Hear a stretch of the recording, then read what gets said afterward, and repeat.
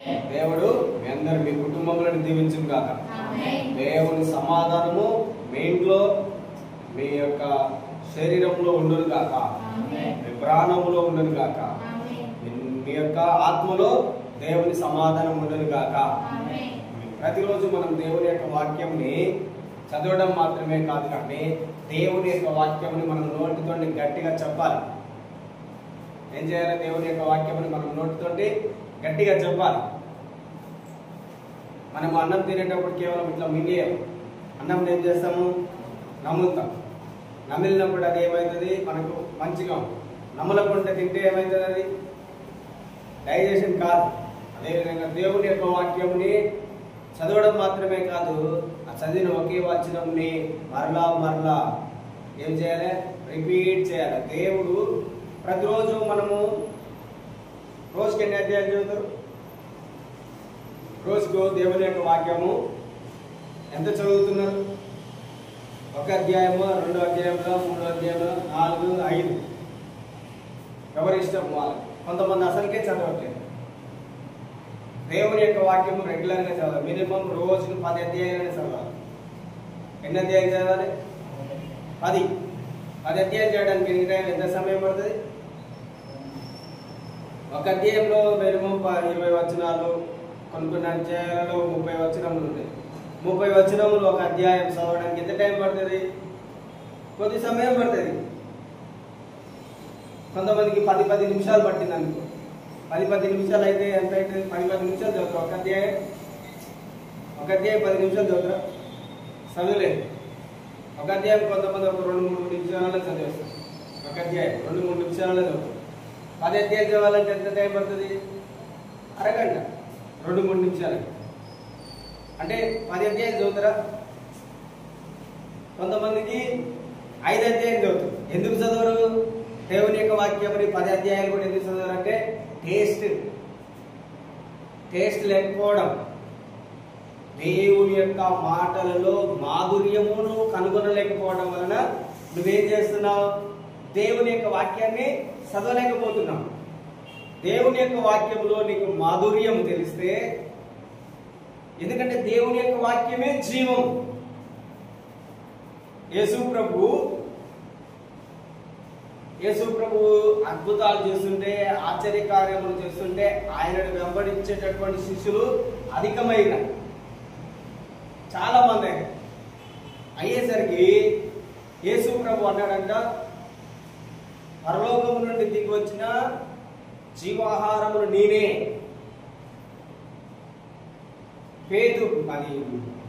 మోషే మీకు మన్నాను కురిపించిండు అరణ్యంలో తినటానికి. సో ఆ మన్నాను తిన్నటువంటి జనులందరూ చనిపోయారు. ఏమైపోయారు? చనిపోయారు. అందరూ చనిపోయారు. కొంతమంది అవిధేయత వలన చనిపోయారు, కొంతమంది అవిశ్వాసం వలన చనిపోయారు, కొంతమంది సలుగటం వలన చనిపోయారు, కొంతమంది గుణగటం వలన చనిపోయారు, కొంతమంది దేవుడు అంటే భయము లేక చనిపోయిన వాళ్ళు చాలా మంది ఉన్నారు. ఏమి తిని? మన్నాను తిని. ఎక్కడి నుండి వచ్చిందని? పరలోకం నుండి. ఎవరు తినేటటువంటి ఆహారం అది? దేవదూతలు తినేటటువంటి ఆహారము. వాళ్ళు దేవదూతలు తినేటటువంటి ఆహారమును తిని పాపము చూసిరు. దేవదూతలు తినేటటువంటి ఆహారము తిని దేవుని మీద సనిగిరు, దేవుని మీద గునిగిరు. ప్రతిరోజు వాళ్ళకి ఆహారం కావాలంటే పరలోకం నుండి దేవుడు ఇస్తేనే వాళ్ళు తినేవారు. అలాంటి అన్నం తిని కూడా దేవుణ్ణి ఏం చేసిరు? మర్చిపోయారు. దేవుణ్ణి అవిశ్వాసంలో పడిపోయారు.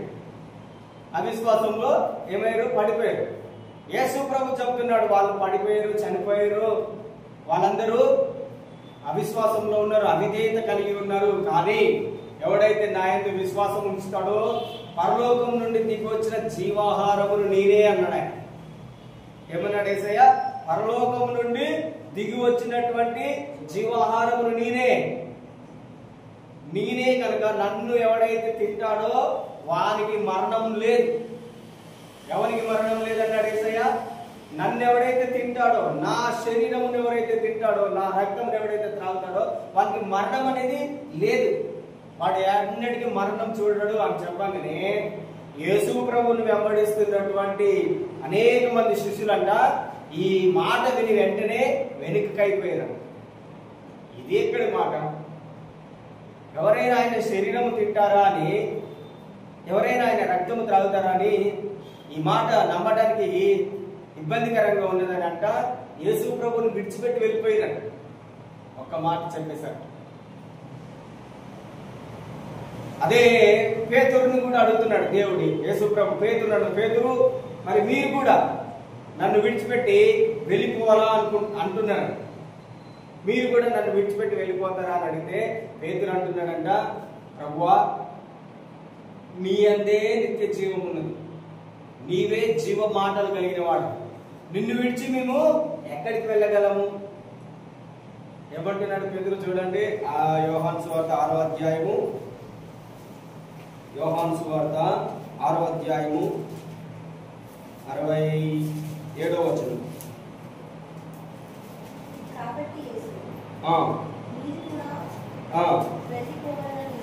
వెళ్ళిపోవాలని ఉన్నారా అని 12 మందిని అడగగా సీమోను పేతురు, ప్రభువా ఎవని యొద్దకు వెళ్ళుదుము? నీవే నిత్య జీవపు మాటలు గలవాడు, తర్వాత నీవే దేవుని పరిశుద్ధుడు అని మేము విశ్వసించి ఎరిగి ఉన్నామని ఆయనతో చెప్పండి. చూడండి పేతురు, మనము ఇలా ఎప్పుడైనా చెప్పగలుగుతామా? మనం ప్రతిరోజు దేవుని యొక్క వాక్యములు వింటున్నాం, దేవుని మాటలు వింటున్నాం.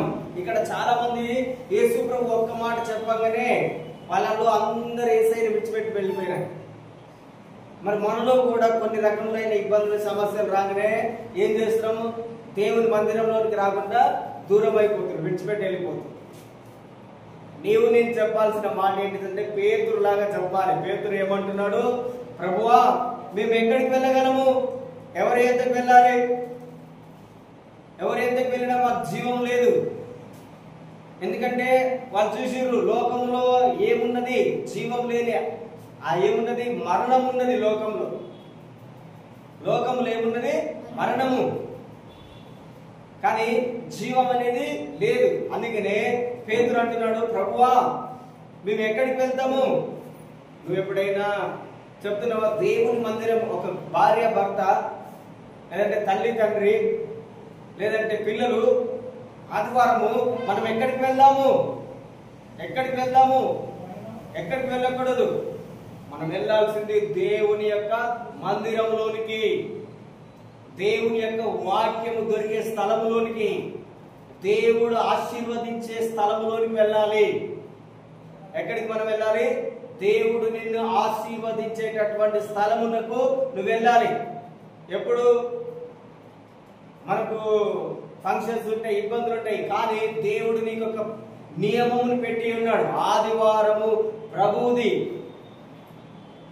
ఆ నియమమును మనము దాటివేయకూడదు. ఇక్కడ చాలా మంది యేసు ప్రభు ఒక్క మాట చెప్పినందుకు ఆ మాటని చెప్పి ఆ మాట వారికి ఇష్టం లేక ఏమైపోయారు?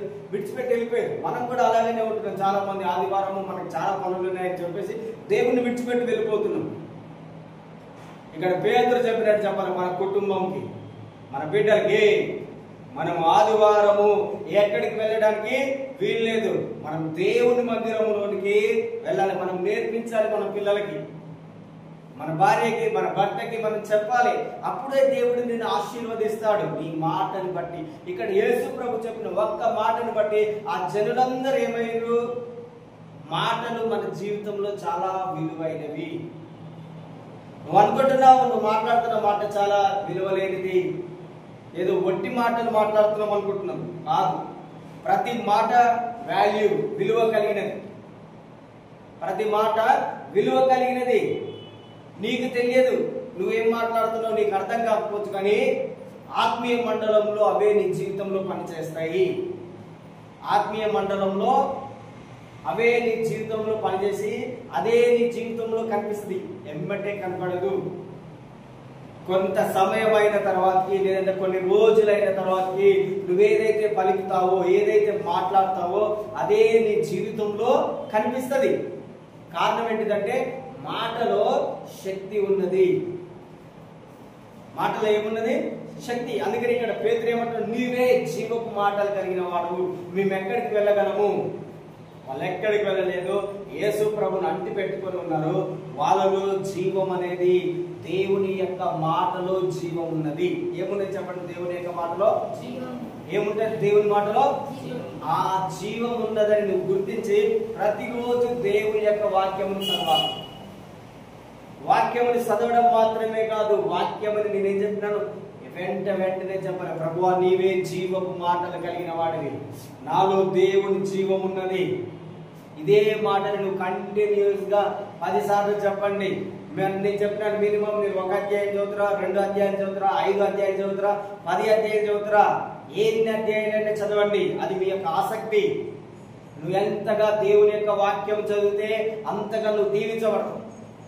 ఏంటి చెప్పండి? ఎంతగా నువ్వు దేవుని యొక్క వాక్యం చదివితే అంతగా నీ యొక్క దీవెన ఎవరి చేతిలో ఉంటుంది?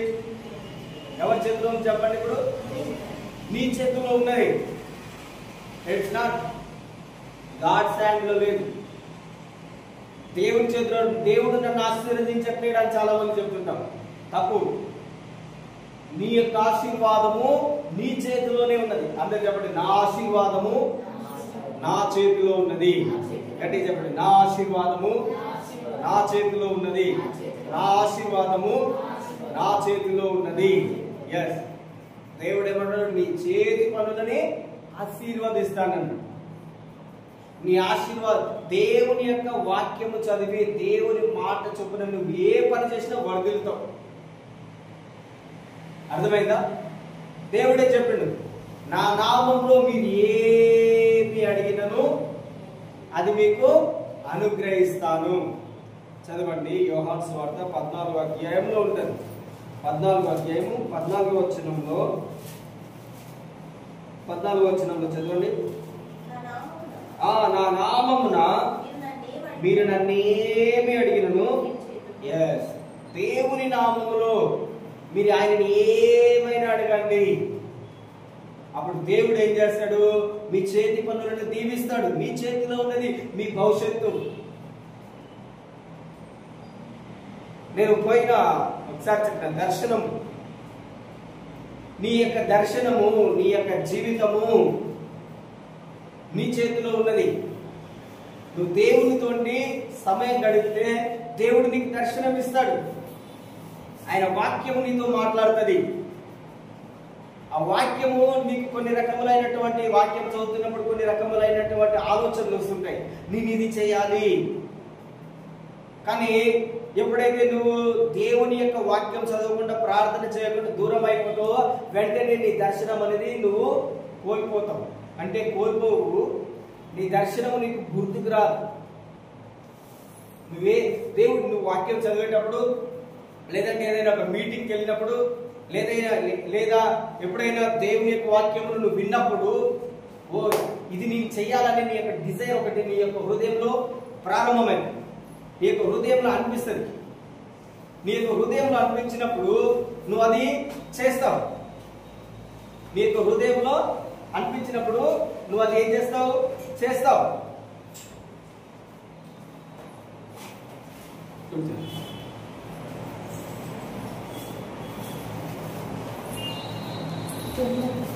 కానీ ఎప్పుడైతే నువ్వు వాక్యం చదవడము, ప్రార్థన చేయడము ఆపివేస్తావో అప్పుడు ఏమైతుంది?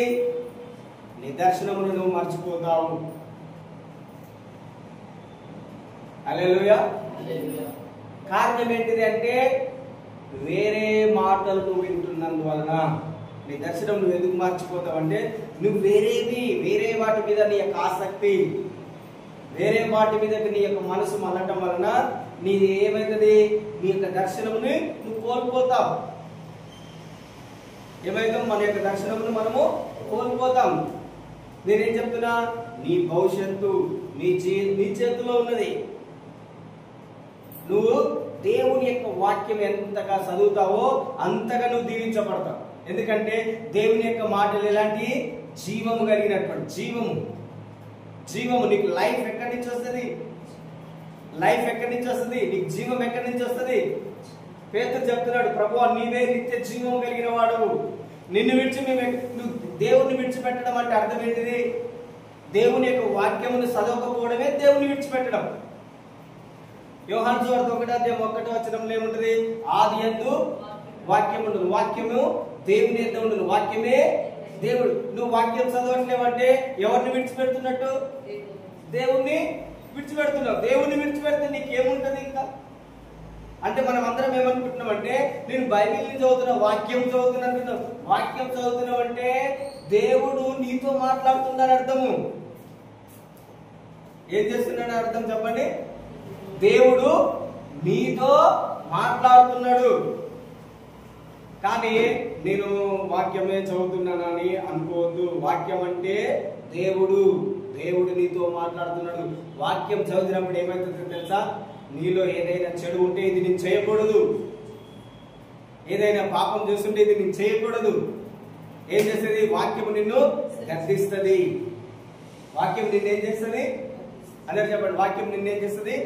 వాక్యము నన్ను గద్దిస్తుంది, వాక్యము నన్ను సరి చేస్తుంది, వాక్యము నేను నడవలసిన మార్గంలో నన్ను నడిపిస్తుంది. వాక్యం అంటే ఏంటిది? దేవుడు. దేవుడే నన్ను దేవుడు నన్ను సరి చేస్తే నేను ఎలా ఉంటా చెప్పండి? దేవుడు నన్ను నడిపిస్తే నేను ఎలా నడుస్తా చెప్పండి? దేవుడు నా చెయ్యి పట్టుకుంటే నేను ఎలా ఉంటా? ఏదో సాధారణమైన వ్యక్తిగా కనబడతాడా? లేదు, అసాధారణమైన వ్యక్తిగా, అద్భుతమైన వ్యక్తిగా, గొప్ప వ్యక్తిగా. ఇవన్నీ ఎవరి చేతిలో ఉన్నాయి? గొప్పవాడైనా నీ చేతిలోనే ఉంది. గొప్పవాడి కావాలన్నా నీ చేతిలోనే, ఆశీర్వదించబడాలన్నా నీ చేతిలోనే, వర్ధిల్లాలన్నా నీ చేతిలోనే ఉన్నది. ఇంకేమున్నది? నువ్వు ఏది చేయాలన్నా దేవుడు మరి ఎందుకు వాక్యం ఇచ్చిండు? చాలా మంది ప్రభువా నన్ను దీవించి, నన్ను దీవించని ప్రార్థన చేస్తాం. కానీ దేవుడు అంటే సీడ్ అంటాడు. దేవుడు విత్తనం లేకుంటే పండ్లు పడితే, ప్రభువా నాకు పండు కావాలి, నాకు పండు కావాలని మనం అంటున్నాం. ఏ పండు కావాలంటే ఒక పండు కావాలి. ప్రభువా నాకు పండి, నా నామంలో నువ్వు ఏది అడిగినా నాకు ఇస్తానన్నావు, నాకు పండి అంటే దేవుడు అంటున్నాడు రా. దేవుడు ఏమంటున్నాడు? సీడ్ విత్తనం. చూడు, విత్తనం ఉన్నదా? విత్తనం అంటే ఏంటిది? వాక్యము. నీలో వాక్యం ఉంటే నీకు కావాల్సిన ఫలము వస్తుంది. అర్థమైందా?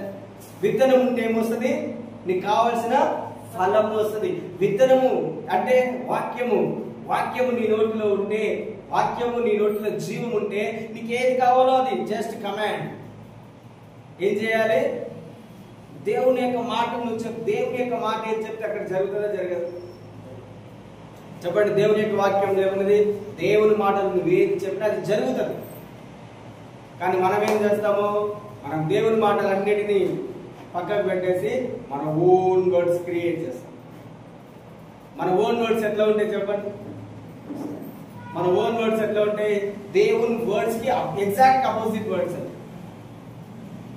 మన మాటలు ఎట్లా ఉంటాయి? ఎగ్జాక్ట్ గా దేవుని మాటకి అపోజిట్ ఉంటుంది. అంటే దేవుని మాటకి ఎగ్జాక్ట్ గా దేవునికి అపోజిట్ ఉండేది ఏంటి చెప్పండి? సైతాన్. దేవునికి ఎగ్జాక్ట్ గా అపోజిట్ చేసేది ఏంటిది? సైతాన్. అంటే ఇప్పుడు నువ్వు ఎవరి మాటలు ఏం చేస్తున్నావు? ఎవరి మాటలు ఏం చేస్తున్నావు? మనము సాతాను మాట వచ్చేస్తే నువ్వు ఎలా వర్తిల్లుతావు మరి చెప్పండి? సైతాన్ మాటలు యూజ్ చేసినామనుకో మనం వర్తిల్లుతామా? దేవుడు అంటున్నాడు నేను నీకు తోడై ఉన్నాను అని అంటే మనమేం ప్రేయర్ చేస్తాము? ప్రభువా నాకు తోడుగా రండి అంటే దేవుడు ఏమంటున్నా? ఆల్రెడీ నేను నీ తోడున్నానంటే మనం ఏమంటున్నాము? అంటే మన మైండ్లో ఏం లేదు, దేవుడు నాకు తోడుగా లేడు. దేవుడు ఏమంటున్నాడు? నీ ఆశీర్వాదం నీ చేతిలోనే ఉన్నది. కానీ మనం ఏమంటున్నాం? దేవా నన్ను దీవించు అంటే ఇప్పుడు దేవుడికి మనం ఇన్సల్ట్ చేస్తున్నాం. ఏం చేస్తున్నాము? ఒక వ్యక్తిని ఇన్సల్ట్ చేస్తే ఎంత ఇబ్బంది పడతాడు.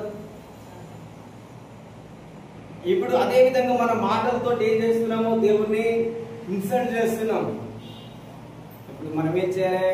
దేవా నన్ను క్షమించు. దేవుడిని ఏమంటారు? క్షమించండి ప్రభు, నాకు తెలియక అజ్ఞానంతో నేను ఈ మాటలని పలికాను. అజ్ఞానమే కదా. కనుక మనం ఏం చేయాలి? దేవుణ్ణి క్షమించమని అడగాలి. దేవుడిని ఎప్పుడైతే క్షమించమని అడుగుతామో దేవుడు తప్పకుండా నన్ను ఏం చేస్తాడు? క్షమిస్తాడు. ఏం చేస్తాడు దేవుడు చెప్పండి? గట్టి చెప్పండి, ఏం చేస్తాడు? నువ్వు చేసినటువంటి పాపము సైతాన్ని నిన్ను ఎలా నిందిస్తుందంటే, నువ్వు ఒకవేళ ఏదైనా పాపం చేసినావు అనుకో, ఆ పాపము నీకు మరలా మరలా జ్ఞాపకం చేస్తున్నది సైతాన్. అప్పుడు నీ యొక్క హృదయం ఏమైతే ఊరిక గాయపడుతుంది. అయ్యో నేను పాపం చేసిన, గిల్ట్ ఫీలింగ్ వస్తుంది, అపరాధ భావం వస్తుంది, అయ్యో నేను తప్పు చేసినాను.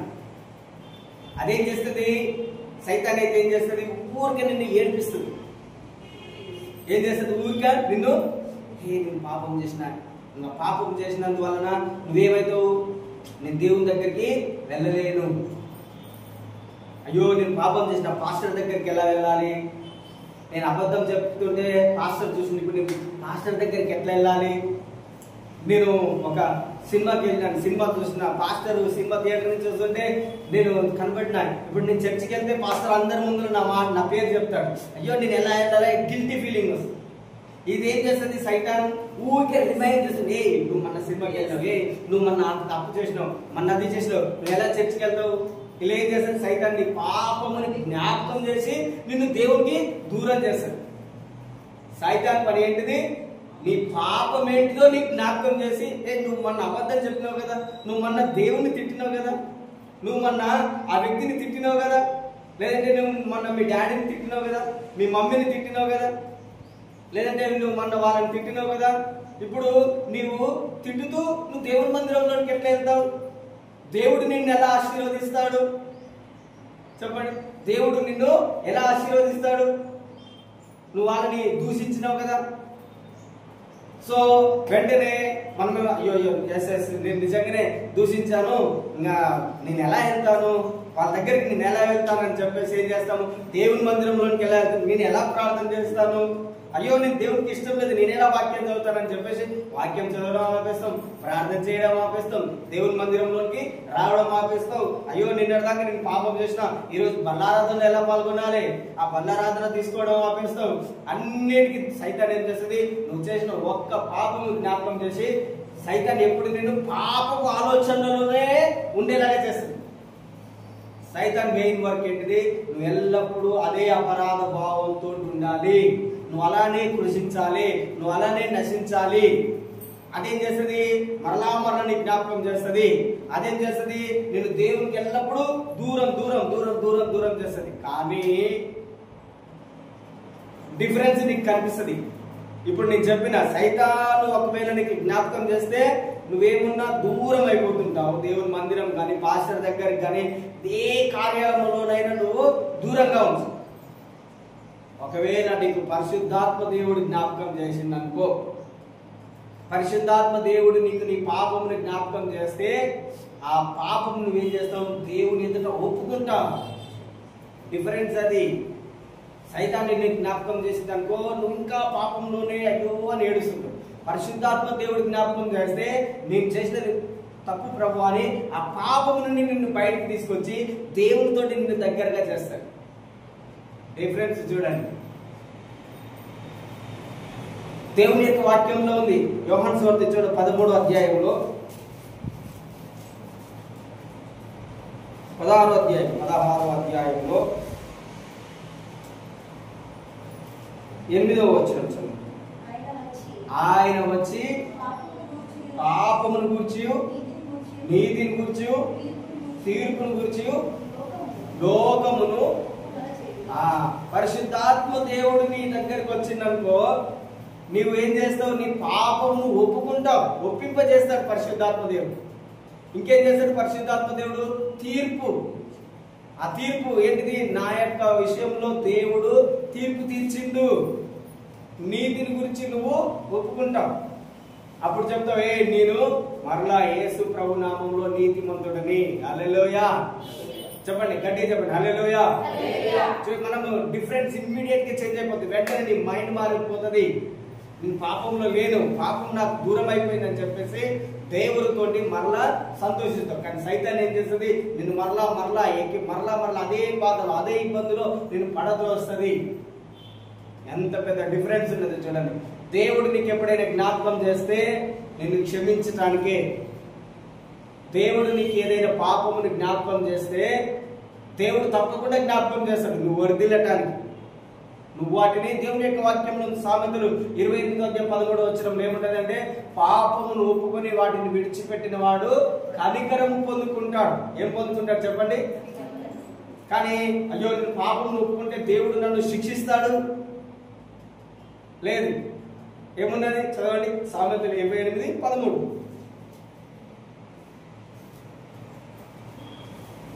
సామెతలు 28:13.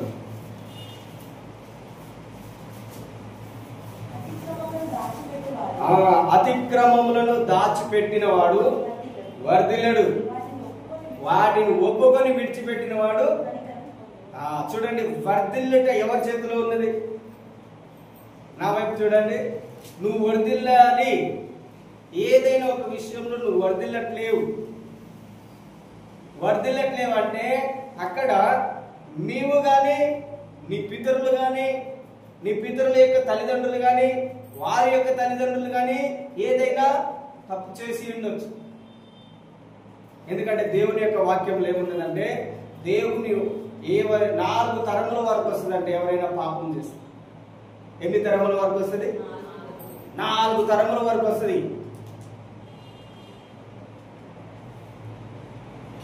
నిర్గమకాండం 20వ అధ్యాయంలో ఉంటుంది, చదవండి మీకు జస్ట్ గుర్తింపు కొరకు. నిర్గమకాండం 20వ అధ్యాయము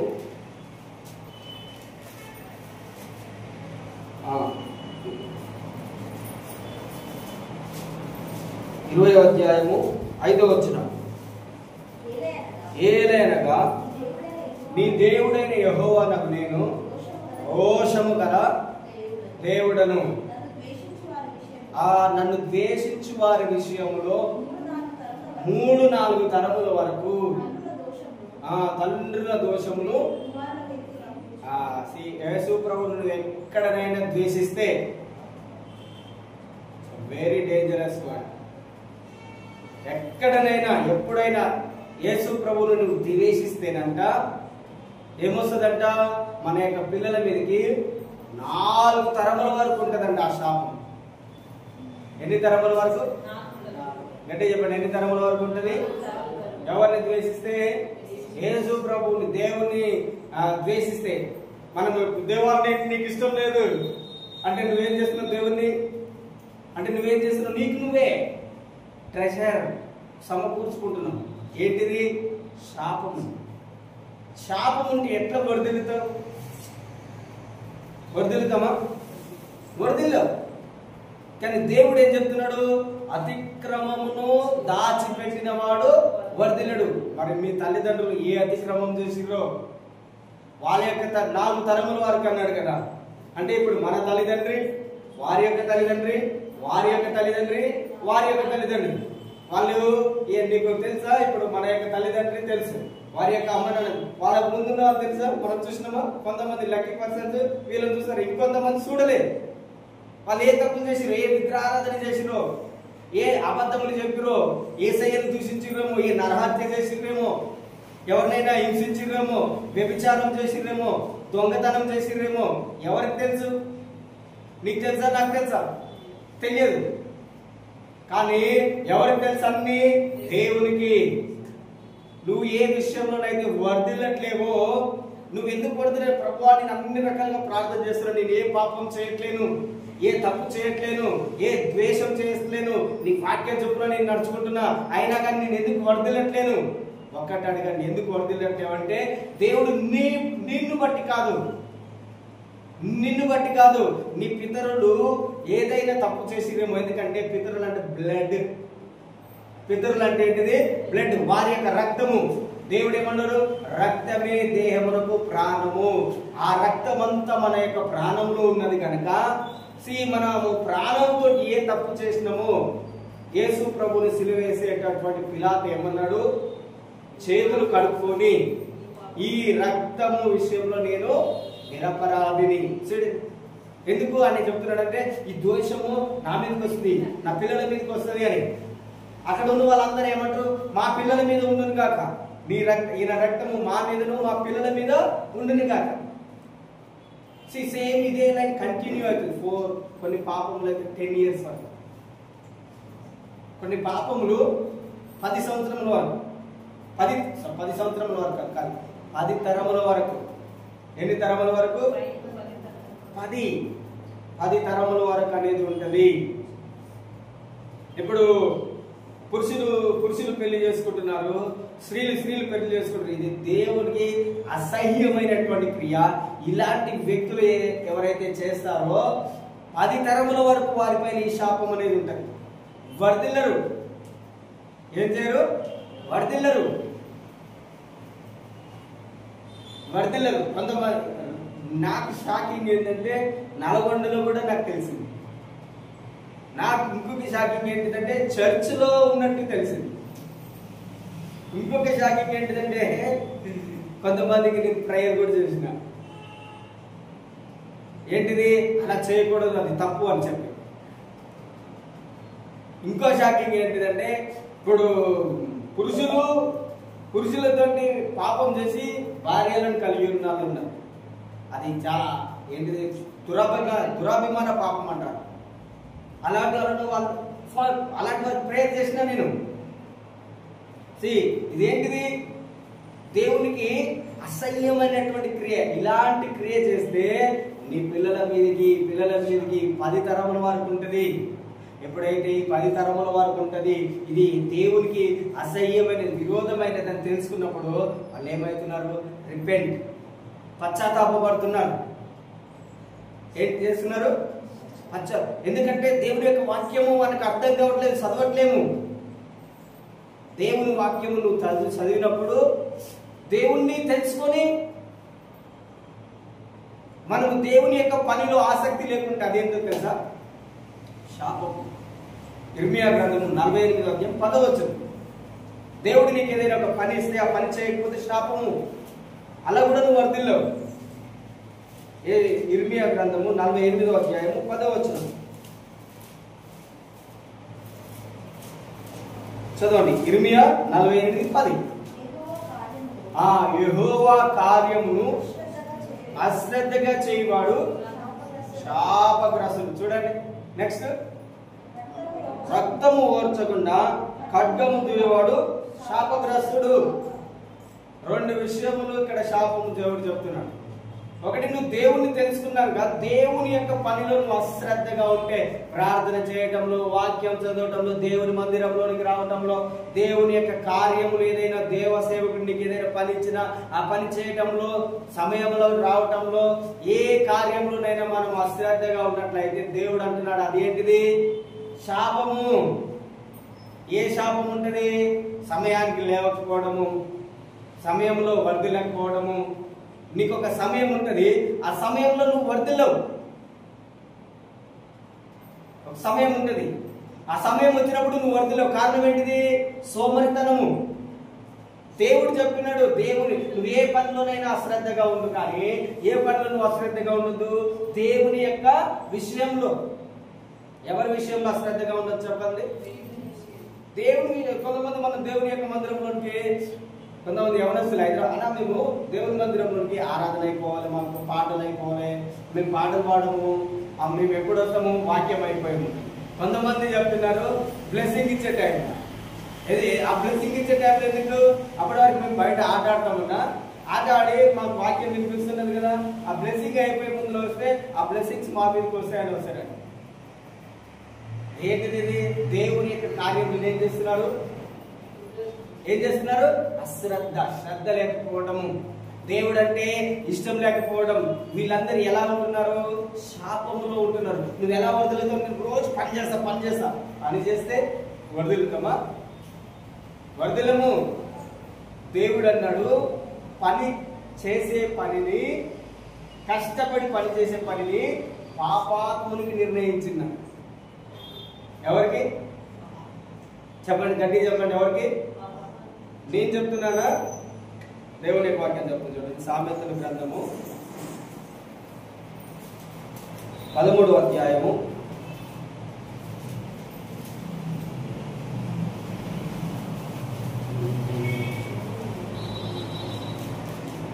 13 అలా దొరకకపోతే ప్రసంగి చదవండి.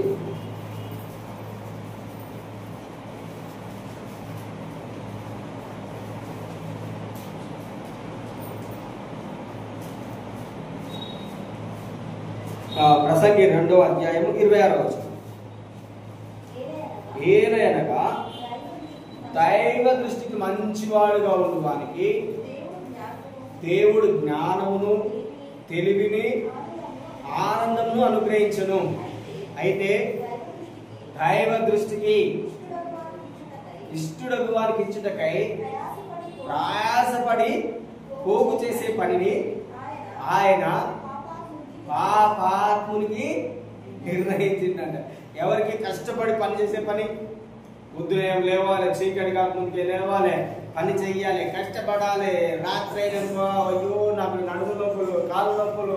ఈ రోజులలో నేను కొన్ని మాటలు ఏంటంటే ఏంటిది, పొద్దున్నాక పని చేసి వస్తున్నాం, పని చేసి వచ్చినాక మా బాడీ అంతా ఏంటిది దెబ్బలు కొట్టినట్టే ఉంటుంది. ఆ సమయంలో ఒక 90 మంది అయిపోతే మాకు నిద్ర రాదు. ఏమంటారు, 90 మంది తాగకపోతుందంట వాళ్ళకి ఏం రాదంట, నిద్ర రాదంట. కారణం ఏంటిది, పొద్దున్నాక వాళ్ళ శరీరం అంట దెబ్బలు కొట్టినట్టు ఉంటుందంట, అలసిపోయి ఉంటుందంట. అప్పుడు ఈ వాక్యం గుర్తొస్తుంది, అయ్యోయ్యో వీళ్ళు పాపంలో ఉన్నారు, పాపాత్మునికి ఇది నిర్ణయించినారు. ఎవరికి నిర్ణయించారు? అదే సామెతలు 13వ అధ్యాయం 10వ వచనంలో ఏముంటుందంటే, పాపాత్ముల ఆస్తి నీతిమంతునికి నియమించి ఉన్నది. చూడండి 13వ అధ్యాయము 22వ వచనం. 13వ అధ్యాయము 22వ వచనం. 13:22. మంచివాడు పిల్లల పిల్లలను ఆస్తికర్తలుగా చేయును, పాపాత్ముల ఆస్తి నీతిమంతులకు ఉంది. అంతే, పాపం చేసిన వాడు కష్టపడి సమకూరుతున్నంత ఆస్తి అంతా ఎవరి చేతిలోకి వెళ్తుందంట, నీతిమంతుడు. నీతిమంతుడు ఎవరంటే యేసు ప్రభు రక్తంలో కడగబడిన ప్రతి ఒక్కరు నీతిమంతులు. ఇప్పుడు చెప్పండి, నువ్వు నీతిమంతుడువా, నువ్వు పాపాత్ముడువా? ఏ రోజైనా నువ్వు పాపాత్ముడు అనుకున్నావు అనుకో, ఇంక నీకు కష్టపడే పని. ఏ పని? నువ్వు పాపాత్ముని అని అనుకుంటే నీకు కష్టమే. పొద్దున లేచి చెమట ఓడ్చాలి, శరీరం అంతా ననగొట్టుకోవాలి. అది ఏంటిదంటే శాపము. అదేంటిది, నీ శరీరం అంతా నలిగిపోతుంది. శరీరం నలిగిపోవడం వలన ఏమవుతుంది, పోయిన ఆదివారం చెప్పిన వాక్యంలో, శరీరము నలిగిపోవడం వలన మన ఎముకలు ఏమైతే క్షీణిస్తాయి, ఏమైతే ఎముకలు క్షీణిస్తాయి. అందుకని వాళ్ళు చూడండి, వాళ్ళ వయసు 18, 20, 30 సంవత్సరాలు ఉన్నప్పుడు 40 వయసులుగా కనబడదు. కారణం ఏంటిది, పని పని పని పని పని పని పని చేసి. దేవుడు అంటున్నాడు, పని చేసే పని పాపాత్మునికి నిర్ణయించిన. దేవుని పనిని నువ్వు అశ్రద్ధగా చేస్తే, ఎవరి పనిని? అందరూ చెప్పండి, ఎవరి పనిని? దేవుని పని నువ్వు ఎన్నడైనా అశ్రద్ధగా చేస్తే నువ్వు శాపంలో ఉన్నట్టే. దేవుని పనిని ఏ పనైనా నువ్వు చేసుకో, వద్దలేదు, ఏ పనైనా చేయదు, కానీ దేవుని పనిని మాత్రము నువ్వు అశ్రద్ధ చేస్తే నువ్వు పాపంలో ఉన్నట్టు. దేవుడు ఏమంటున్నాడు, నువ్వు అశ్రద్ధ చేస్తే నువ్వు శాపంలో ఉంటావు. ఆ శాపం ఏమైతుంది, నీకు, నీ పిల్లలకు, నీ పిల్లలకు, నీ పిల్లలకు, నీ పిల్లలకు అది వర్తిస్తుంది. వాళ్ళు కూడా దేవుని మందిరంలోకి రాకుండా, దేవుని యొక్క వాక్యం చదవకుండా, దేవునికి ప్రార్థన చేయకుండా ఏ జీవితం అయితే కలిగి ఉంటారో అదే జీవితంలో ఉంటారు. వర్ధినట్ అనేది ఉండదు. ఏం చేస్తారు, ఎప్పుడు పని పని పని పని ఎక్కడ దొరుకుతుంది, పని ఎక్కడ పని కొరకు ఎదురు చూస్తుంటారు. ఏం చేస్తుంటారు, పని కొరకు ఎదురు చూస్తూ ఉంటారు. నాకు పని కావాలి, నాకు ఉద్యోగం కావాలి, నాకు అది కావాలి, ఇది కావాలి, అన్నిటికీ ఏం చేస్తారు, అలాంటి వాళ్ళకి దేవుడు ఏం చేస్తారు, ఇంకా యాడ్ చేస్తాడు పనిని అధికంగా. చెయ్యి, రాత్రి చెయ్యి, పగలు చెయ్యి, ఉదయం చెయ్యి, అన్ని రకాలుగా యాడ్ చేస్తాడంట పని. పని చేసి డబ్బంతా సమకూరుస్తాడంట. ఆ సమకూర్చిందంతా ఎక్కడికి పోతుంది అంటున్నాడు, నీతిమంతుని దగ్గర. ఎవరి దగ్గరికి పోతుందంట, ఆయన అనుభవించడు, కష్టపడతాడు అంతే. అది ఒక ఎవడై బాగా కష్టపడుతుంటాడో చూడండి, శరీరము బలహీనము అన్ని ఎప్పుడు పని కావాలి, నాకు పని కావాలి, అదేంటిదంటే శాపం. కారణం ఏంటిదంటే దేవుణ్ణి ద్వేషించిండు అతడు, దేవుణ్ణి అసహించుకుండు, యేసు ప్రభుని అసహించుకుండు. నిద్ర లేదంటారు, నిద్ర లేదంటారు. ఇదేంటిది, శాపము. ఈ శాపం ఉంటే వర్ధిల్లము. 3-4 తరముల వరకు ఏముంటది? శాపం ఉంటది. కానీ దేవుని యొక్క వాక్యం ఏం చెప్తుంది? ఎప్పుడైనా ఇప్పుడు నేను చెప్పిన మాటలలో మీకు ఒక్క మాటనైనా ఈ విషయంలో నేను తప్పుగా ఉన్నాను అనిపిస్తే, ఈ విషయంలో ప్రార్థన చేసే విషయంలో కానీ, వాక్యం చదివే విషయంలో కానీ, దేవుని యొక్క వాక్యం చదివే విషయంలో, దేవుని మందిరంలోకి వచ్చే విషయంలో, ఏ విషయంలోనైనా నువ్వు అశ్రద్ధ కలిగి ఉన్నట్లయితే, ఆ మాటలలో ఏదైనా ఒక మాట, దేవా నేను పాపాత్మంగా ఉండడం. కొంతమంది ఏమంటారు, ఆదవు పోయిన ఆదివారం వెళ్ళాను, మరలా ఎందుకు వెళ్ళాలి దేవుని మందిరంలోనికి? ఇవాళ వెళ్ళాను, ఎందుకు వెళ్ళాలి దేవునికి? నువ్వు అశ్రద్ధ చేస్తున్నావు అంటే దాని యొక్క అర్థం ఏంటిది? శాపగ్రస్తునివి. ఆ శాపం ఏం చేస్తుంది అంటే తెలుసా? నీ ఎముకలను బలహీనం చేస్తుంది. చెప్పాను కదా పోయిన ఆదివారం, ఎముకలు ఏం చేస్తుంది? క్షీణించిపోతాయి, ఎండిపోతాయి. పేతురు ఏమంటున్నాడు? ప్రభువా నీవే జీవాత్మ కలిగిన మాటలు, నీవే జీవం, నీ దగ్గర నుంచి మేము ఎక్కడికి వెళ్తాము? ఎక్కడికైనా వెళితే దేవునిలో నుండి దూరం అయిపోతున్నాము, జీవంలో నుండి సపరేట్ అయిపోతున్నాము. జీవం లేకుంటే ఈ భూమి మీద ఉన్నంత వరకు మాత్రమే నీకేముంటది? బలం ఉంటుంది. ఆ తర్వాతకి చూడండి, మోసే చెప్తున్నాడు, కీర్తన 90వ అధ్యాయము, కీర్తన 90వ అధ్యాయము 10వ వచనం.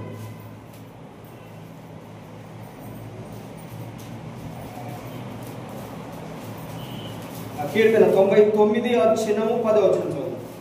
వెరీ బ్యూటిఫుల్ గా ఉంది. కీర్తన 90వ అధ్యాయము 9వ వచనం 10వ వచనం. ఎంతసేపు తెలుసున్నారండి? చదవండి. నీ ఉగ్రతను భరించుచునే మా దినములన్నీ గడిపితిమి, నిట్టూర్పులు విడిచినట్టు మా జీవిత కాలము జరుపుకుందుము, మా ఆయుష్ కాలము 70 సంవత్సరం, అధిక బలమున్న ఎడల 80 సంవత్సరములు. చూడండి, నీ ఉగ్రతను, దేవుని ఉగ్రతను భరించుకుంటూనే దినములన్నీ గడుపుతారు. దేవుడు ఏమంటున్నాడు? ఎందుకు మీరు ఉగ్రతను భరించాలి? ఎందుకు నిట్టూరు కన్నీరు కారుస్తూ ఎందుకు జీవించాలి? ఎందుకు బ్రతకాలి? ఎందుకు ఆ శబ్దమైన బ్రతికి నీకెందుకు? దేవుడు అడుగుతున్నాడు నేను, నీకెందుకు అలాంటి బ్రతికెందుకు?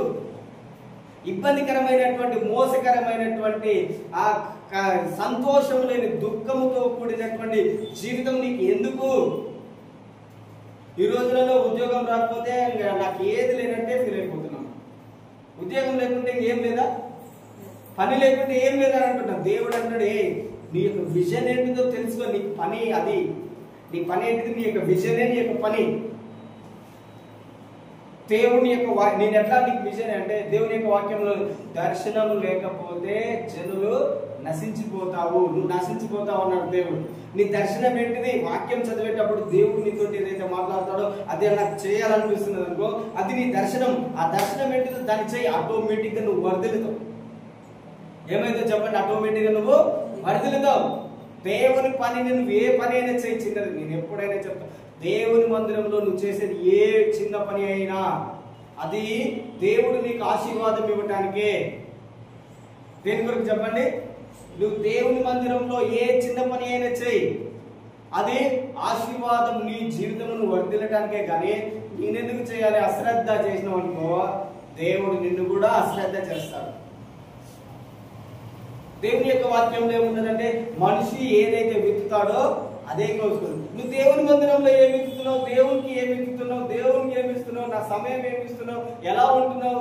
దేవునికి అన్ని మన గురించి తెలుసు కదా. సో అప్పుడు నిన్ను ఏం చేయాలో ఆయనకు తెలియదా? నువ్వు నీ సమయంలో నీ యొక్క జ్ఞానం మరలా నీకు వచ్చా, నీ బుద్ధి నీకు వచ్చేంత వరకు.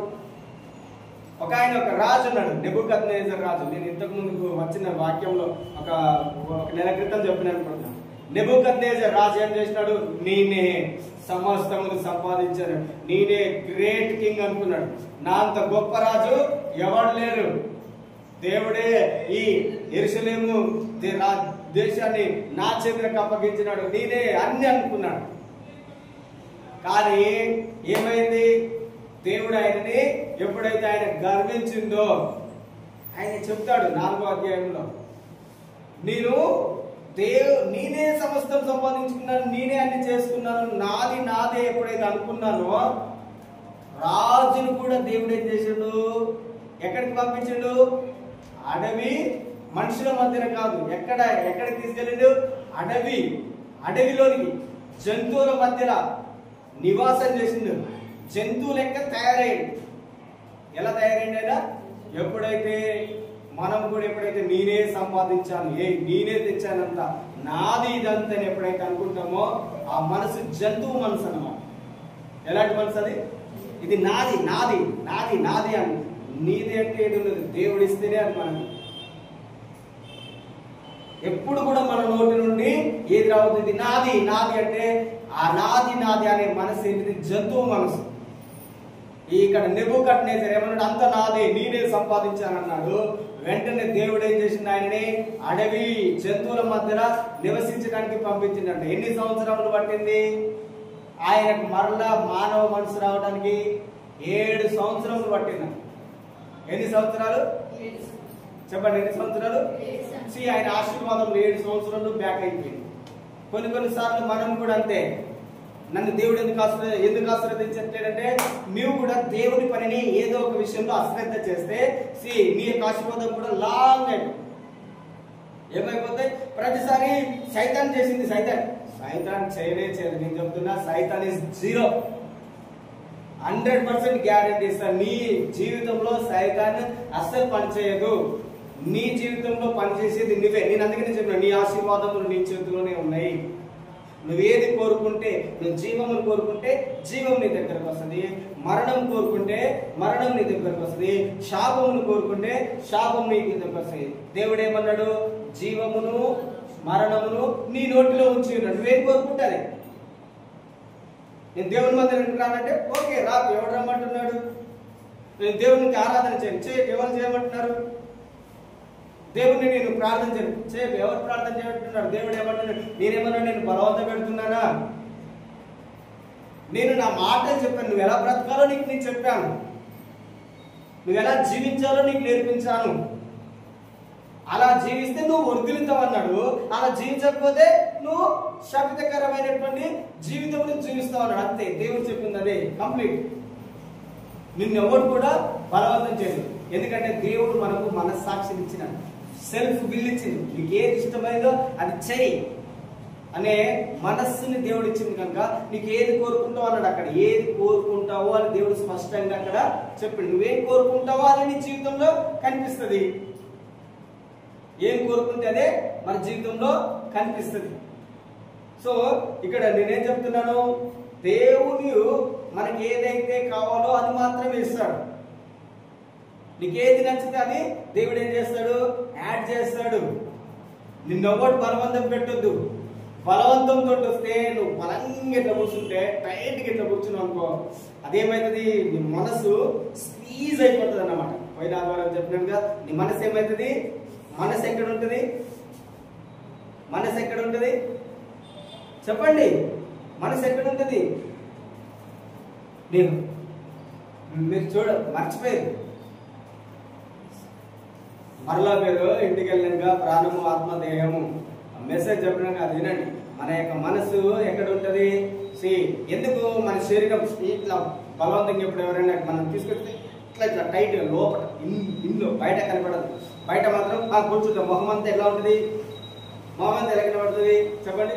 చాలా వికారంగా ఎవరైనా వచ్చి ఈజీగా ఏమైందని అడుగుతారు. ఏం లేదు. అప్పుడు కొంతమంది మీ భర్త తిట్టిందా, మీ భార్య పెట్టిందా, మీ డాడీ తిట్టిందా, మీ మమ్మీ తిట్టిందా, ఈజీగా అడుగుతారు. అప్పుడు కూడా చెప్తాము, అబద్ధాలు చెప్తాము. ఏం చెప్తాము? అబద్ధం డేంజర్. అబద్ధము చెప్పిన అబద్ధము నిన్ను నశింపజేస్తుంది. ఏం చేస్తుంది? అబద్ధం నిన్ను నశింపజేస్తుంది. ఇప్పుడు మన మనస్సు ఎక్కడ ఉంటుంది? మన యొక్క మనసు మన యొక్క ప్రాణములో ఉంటుంది. ఎక్కడ ఉంటుంది? అందరు చెప్పండి, నీ మనసు ఎక్కడుంది? నీ మనసు ఎక్కడుంది? ఇది ఎప్పుడు మర్చిపోకూడదు. ప్రాణములో ఉంది. ప్రాణంలో 3 విషయాలు ఉంటాయి. ప్రాణములో ఎన్ని ఉంటాయి? 3. ఏంటిది? మనస్సు, మైండ్, మనస్సు. రెండవది ఏంటిది? ఎమోషన్స్, భావోద్రేకం, ఫీలింగ్స్. ఫీలింగ్స్, భావోద్రేకములన్నీ నీ యొక్క ప్రాణంలో ఉండేవి. నెక్స్ట్ ఏంటిది? విల్. నీకేది ఇష్టమైతే అది చేస్తా, నీకేది నచ్చితే అది చేస్తా. విల్. ఈ మూడు, విల్, ఎమోషన్స్, మైండ్, ఈ మూడు ఎక్కడ ఉంటుంది? నీ యొక్క ప్రాణంలో. ప్రాణం అంటే ఏంటిది? నీ యొక్క రక్తము. ప్రాణం అంటే ఏంటిది? గట్టి చెప్పండి. ప్రాణం అంటే రక్తము.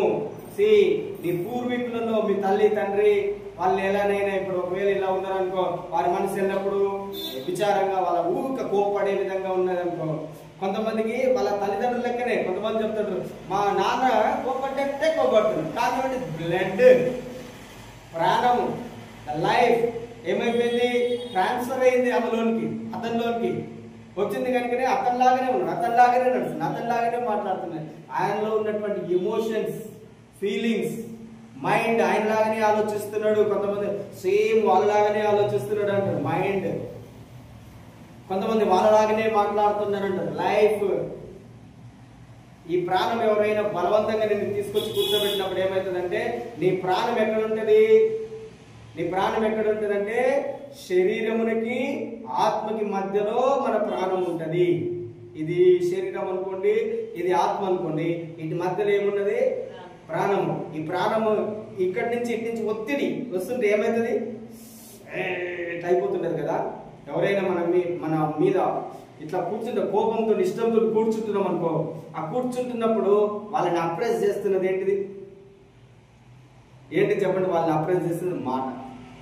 నన్ను బలంగా తీసుకొచ్చి ఇక్కడనే కూర్చోబెట్టి ఇక్కడనే ఉంచండు, ఇలా ఉంచుండని మనకి ఇష్టం లేకుండా కూర్చుంటాము.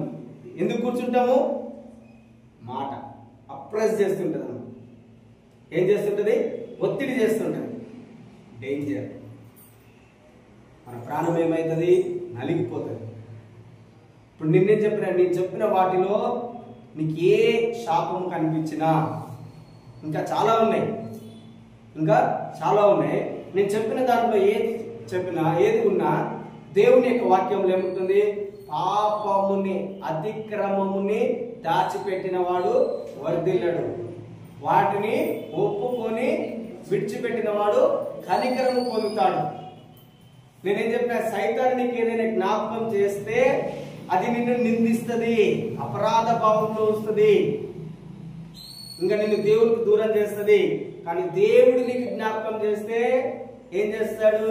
నీ పాపముని ఒప్పింప చేస్తాడు. నువ్వు ఒప్పుకో, నీ పాపం ఒప్పుకొని ఒప్పింప చేసి నిన్నేం చేస్తాడు? క్షమించి కనికరపడి దేవుడు నిన్ను వర్ధిల్ల చేస్తాడు. హల్లెలూయా. గట్టి చెప్పండి, హల్లెలూయా, హల్లెలూయా. ఒకవేళ మనము మన పాపం ఒప్పుకోకపోతే, ఇక్కడ మనం చదివిన వచనము మోసే ఏం చెప్తున్నాడు? నీ ఉగ్రతను భరించుచునే మా దినములన్నీ గడిపితిమి. ఎందుకు మనం దేవుని యొక్క ఉగ్రతను భరించాలి? భరించిన అవసరం లేదు. ఎందుకంటే దేవుడు మన కొరకు బలి అయ్యిండు. యేసయ్య మన కొరకు ఏమైండు? బలి అయ్యిండు. నువ్వెందుకు దేవుని యొక్క ఉగ్రతను భరించాలి? రోమీలకు రాసిన పత్రిక 5వ అధ్యాయము 9-10 వచనములు చదవండి. రోమీలకు రాసిన పత్రిక 5వ అధ్యాయము 9వ వచనము 10వ వచనము ఫాస్ట్ గా. కాబట్టి ఆయన రక్తము వలన ఇప్పుడు నీతిమంతులంగా తీర్చబడి మరింత నిశ్చయముగా ఆయన ద్వారా ఉగ్రత నుండి ఏమంటున్నాడు? ఆయన రక్తం వలన మనము ఎలా తీర్చబడ్డామంట? చదవండి. ఆయన రక్తం వలన నీతిమంతులుగా తీర్చబడతారా? చెప్పండి. వాక్యంలో ఏముంది? కరెక్ట్ చదవండి. నీతిమంతులుగా తీర్చబడి అనుందా? తీర్చబడతారు, తీర్చబడ్డావు, తీర్చబడి అంటే అర్థం ఏంటిది? It's already done. అంటే ఇప్పుడు దేవుడు నిన్నేం చెప్తే ఎలా చూస్తున్నాడు? నిన్ను you are a righteous person. నువ్వు ఎలాంటి వాడివి దేవుని దృష్టిలో? అంతే చెప్పండి. నేను దేవుని దృష్టిలో ఎలాంటి వాడు నువ్వు దేవుని దృష్టిలో? ఎవ్రీడే చెప్పాలండి. ఎవరి దృష్టిలో నువ్వు నీతిమంతుడివి? నీ భర్త నీ మీద నిందలేసినా, నీ భార్య నీ మీద నిందలేసినా, నీ పిల్లలు నిన్ను అవమానపరిచినా, ఇంకెవరైనా నీ మీద నిందలేసినా కానీ నీ దృష్టి చెడిపోయిందని చెప్పాలి. ఏమైపోయింది వాళ్ళ దృష్టి? ఇప్పుడు దేవుని దృష్టి ఎలా ఉంది నా ఎడల? పర్ఫెక్ట్. ఎలా ఉంది దేవుని దృష్టి నా మీద? గట్టి చెప్పండి, ఎలా ఉంది? పర్ఫెక్ట్ గా ఉన్నది. ఎవరి దృష్టి? దేవుని దృష్టి. సో దేవుడు ఏమన్నాడు? ఆయన దృష్టి అంట నీతిమంతుల మీదను పాపాత్ముల మీదను ఉంటదంట. కానీ దేవుడు ఎవరి ప్రార్థన వింటాడన్నాడు? నీతిమంతుని ప్రార్థన ఆలకిస్తాడు. సో ప్రతిరోజు చెప్పండి, నేను నీతిమంతుడని. ఎలా నీతిమంతుడుగా తీర్చబడ్డావు? ఆయన రక్తం వలన నేను నీతిమంతుడిగా తీర్చబడి మరింత నిశ్చయముగా ఉగ్రత నుండి రక్షించబడి. దేని నుండి నువ్వు రక్షించబడ్డావు? ఇక్కడ మరి మోషే ఏం చెప్తున్నాడు? మోషే ఏం చెప్తున్నాడు? చదవండి చదవండి. మోషే ఏం చెప్తున్నాడు? చదవండి. కీర్తన 90, కీర్తన 90, 9వ వచనం.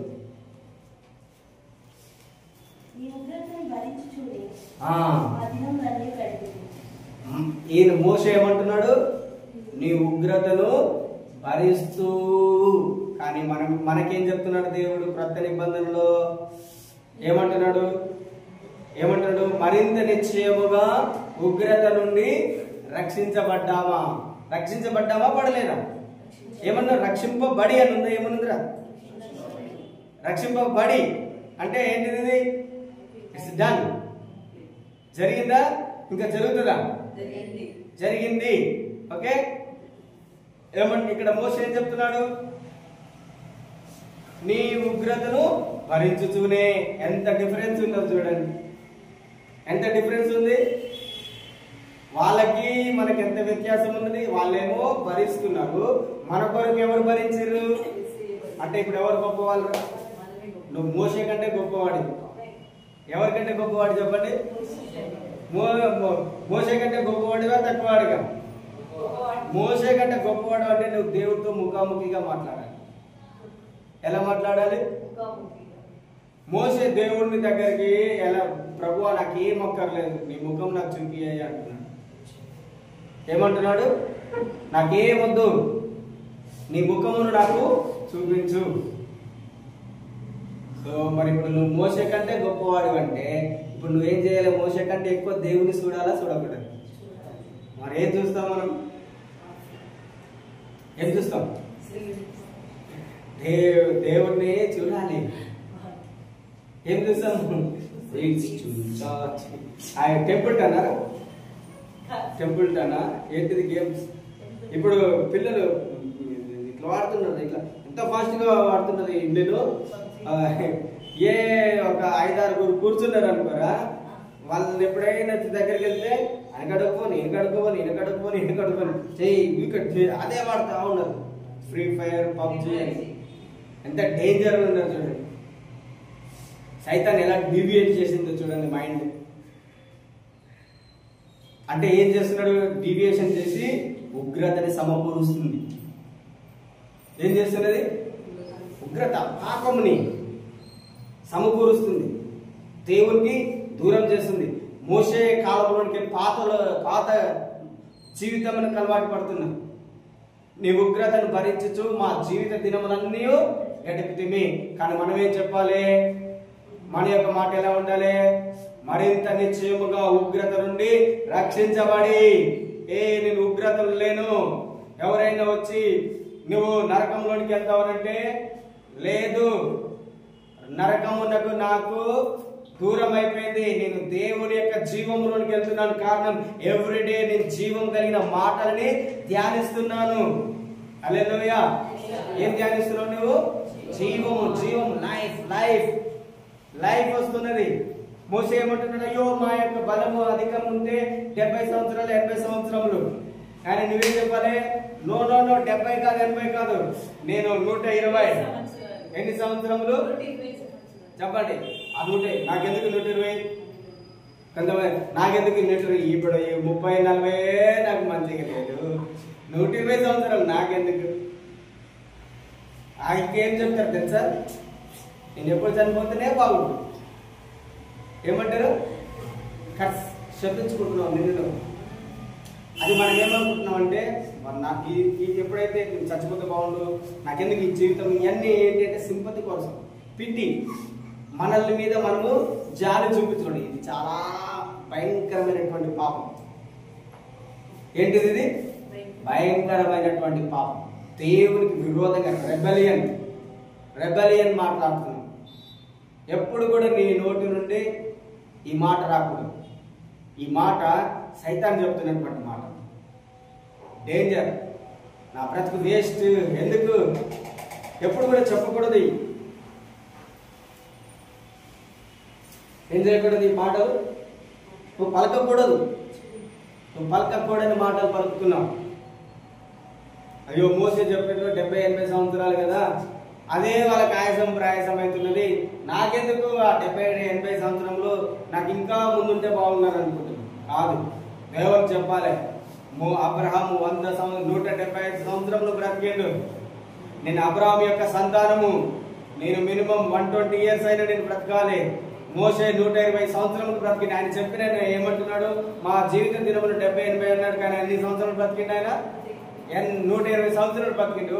120 సంవత్సరములకు కూడా ఆయనకు కంటికి ఏం లేదు, మాంద్యం రాలేదు. ఆయనకి ఇంకేం కాలేదు, కన్ను దృష్టి తగ్గలేదు. ఆయనకి ఎముకలలో బలం తగ్గలేదంట. 120 సంవత్సరాలు ఉన్న యవ్వనంగా ఉన్నాడంట. కాలేబు 80 సంవత్సరములు వచ్చినా కూడా, కాలేబు 80 సంవత్సరాలప్పుడు మోసే తనతో మాట్లాడిందంట. ఇప్పుడు ఆయన వయసు, కాలేబు వయసు ఎక్కువైనది. అయినా కానీ ఏమంటున్నాడు, నాకు ఎంత బలం ఉన్నదో ఇప్పుడు కూడా, మోసతో నేను మాట్లాడినప్పుడు ఎంత బలం ఉన్నదో నాకు అది ఇప్పుడు బలం ఉంది, నేను యుద్ధం చేస్తాను అంటున్నాడు. మనం ఏం చెప్తాము, యుద్ధం చేస్తావా నువ్వు? ఏం చేస్తావు? ఏం స్వాధీన. ఆయన ఏమంటున్నాడు, నేను నా యొక్క బలం తగ్గిపోలేదు. నేను మోసేతో మాట్లాడినప్పుడు ఎంత బలం ఉన్నదో నాకు ఇప్పుడు కూడా అంత బలం ఉన్నది. నేను వెళ్ళి ఆ దేశంను స్వాధీనపరచుకుంటా. హల్లెలూయా.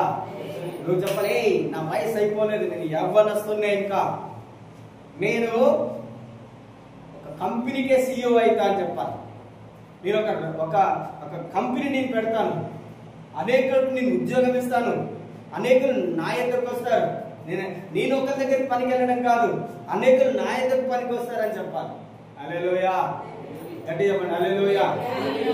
Change your mind. దేవుడు నిన్ను ఎలా చూస్తున్నాడు, నువ్వు ఎలా, మనమేమనుకుంటా నాకు ఒక ఉద్యోగం దొరికితే చాలనుకుంటున్నాం. దేవుడు ఏమంటున్నాడు, నీకు ఉద్యోగం కాదురా బాబు, నువ్వే అనేక మందికి ఉద్యోగం ఇచ్చే వాటిగా చేస్తానంటున్నాడు. అదే ఆశీర్వాదం అంటే. నువ్వు ఒక దగ్గరికి ఉద్యోగం కంటే అది శాపం. వాళ్ళు నిన్ను అప్రెస్ చేస్తారు. నీకు లీవ్ కావాలన్నప్పుడు లీవ్ ఉన్నది, వాళ్ళు చెప్పినట్టు వాళ్ళ మాట వినాలి, అప్రెస్. కానీ దేవుణ్ణి అడుగు, ఏం అడగాలి, ప్రభువా నేను అనేక జనములకు పని కల్పించే వాటిగా ఉండాలి, నన్ను ఆశీర్వదించిన వాట్ల నా యందు అందరు ఆశీర్వదించబడతారన్నాడు. నన్ను బట్టి నా కుటుంబం నన్ను బట్టి ఆశీర్వదించబడుతుంది. యోసేపుకి ఏ దర్శనం ఉన్నది, నేను అందరికంటే చిన్నవాడినే, కానీ నా తల్లిదండ్రులు నా దగ్గరకు వచ్చి సాగిలపడతారు. ఆయన విజన్ ఎలా ఉంది, 17 years old, 17 సంవత్సరంలో అప్పుడు దేవుని ఎందుకు భయభక్తులు కలిగి ఉన్నాడంట. ఏ చెడుతనం కూడా తన ఎందుకు రానియలేదు. మనం ఏం చేస్తాం, అన్ని రకాల చెడు ఆహ్వానిస్తాం, రా ఏది కావాలన్నారు, ఏది చూడాలంటే అది చూస్తున్నాడు. అన్ని రకాల చెడును ఆహ్వానించి దేవునికి ఏమైతాము, దూరం అవుతాం. ఆయన ఏం చేసిండు, 17 సంవత్సరంలో ఎవరి పిల్లగాడు ఏం చేస్తుండు, చెడు వెళ్ళిపో నాకు వద్దు చెడు అని వెళ్ళగొట్టేసి ఆయన ఏమంటున్నాడు, దేవుడు నాకు ఒక విజన్, దర్శనం ఇచ్చిండు. నా దర్శనం ఏంటిదో తెలుసా, నేను అనేక జనములకు ఆశీర్వాదకరంగా ఉండాలి, అందరూ నా దగ్గర రావాలి, వాళ్ళందరినీ నేను పోషించాలి. ఆయన పోషించాలంటే ఆయన ఫస్ట్ పొజిషన్ ఏంటిది, ఆయన పొజిషన్ ఏంటిది, ఆయన అమ్మివేయబడ్డటువంటి బానిస.